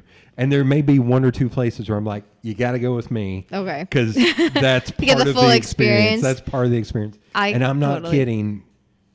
You and your Yeah. sister and brother-in-law come to a good sport night. I want to. I'm going to Yeah. convince them because Yeah. I really think it would be so fun to like be surprised. I will say, and we'll do this before we leave. You can sign up on their email list over there. Okay, yeah. She'll only send you one email a month. That's fine. But I will say, the minute the Good Sport goes on sale, you need to buy. they get sold They get out? gone really Oh, quick. cool. Like that one across the street at Stripe Light. And I think there's one coming up, but I think it's only got like 1 or 2 tickets left. I might not be able to do the next one. Yeah. If that's, yeah. Yeah. But I think the one at Stripe Light, it was like 16 of us, and it sold out. And it was like Dang. $50-$60, and it sold out almost Okay. immediately. Whoa. Yeah. So, I mean, it's legit. Like, Cool. it's... I'm excited. I'll totally do it. Even if they don't come, I want to do one. Yeah, at some we point. did an Oktoberfest one where we actually went to Century Harvest Farms down in Greenback, where they rented a van. We drove down there. We had an authentic German Oktoberfest dinner, and then we got to tour and we played games. Like we threw an axe. Oh, I want to We do did axe the bow. throwing. I haven't done that yet. Oh, there's one here in town. I know. I saw it opened. Damn it. That is on my list. Okay. I want to do axe throwing. If you need a buddy, Okay. I'm I want to happy do archery too. I haven't done that since like summer camp when I was a kid. I wish I had taken a picture. Oh, it snaps your arm. It Doesn't was it? was swollen and like purple and Yeah, black. I to remember where that it from grossed camp. people out. I remember that from camp, and it would Yeah. always snap my arm. Yeah. Yeah, the axe throwing place is just like 3 blocks away. Oh, really? It's in an old ad agency that I used Okay. to do work for, which I think's hilarious. Yeah, But I know yes, it looks I'm fun. looking to I go wanna, there. I want to try that Okay. at some point and try to. My muscles aren't big, but I'll see what I can do. It's all in how you do it. Like Strategy, So yeah. I ended up going to. There's a fried pickle festival in Loudon, Tennessee, that I went to this year, and it was not great because it was miserably hot.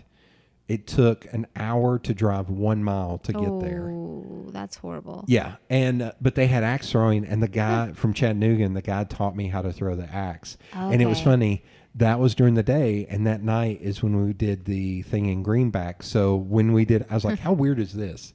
I got taught how to do axe throwing at this event, and then I'm at a totally different event, and we're doing axe throwing. And now you know how to do it. But the problem we had is they had one of those little lightweight carbon steel ones into like a little thin sheet of plywood. I was like, this does not work. No. You need a heavy duty one and a heavy thick piece of wood for it to go into. But yeah.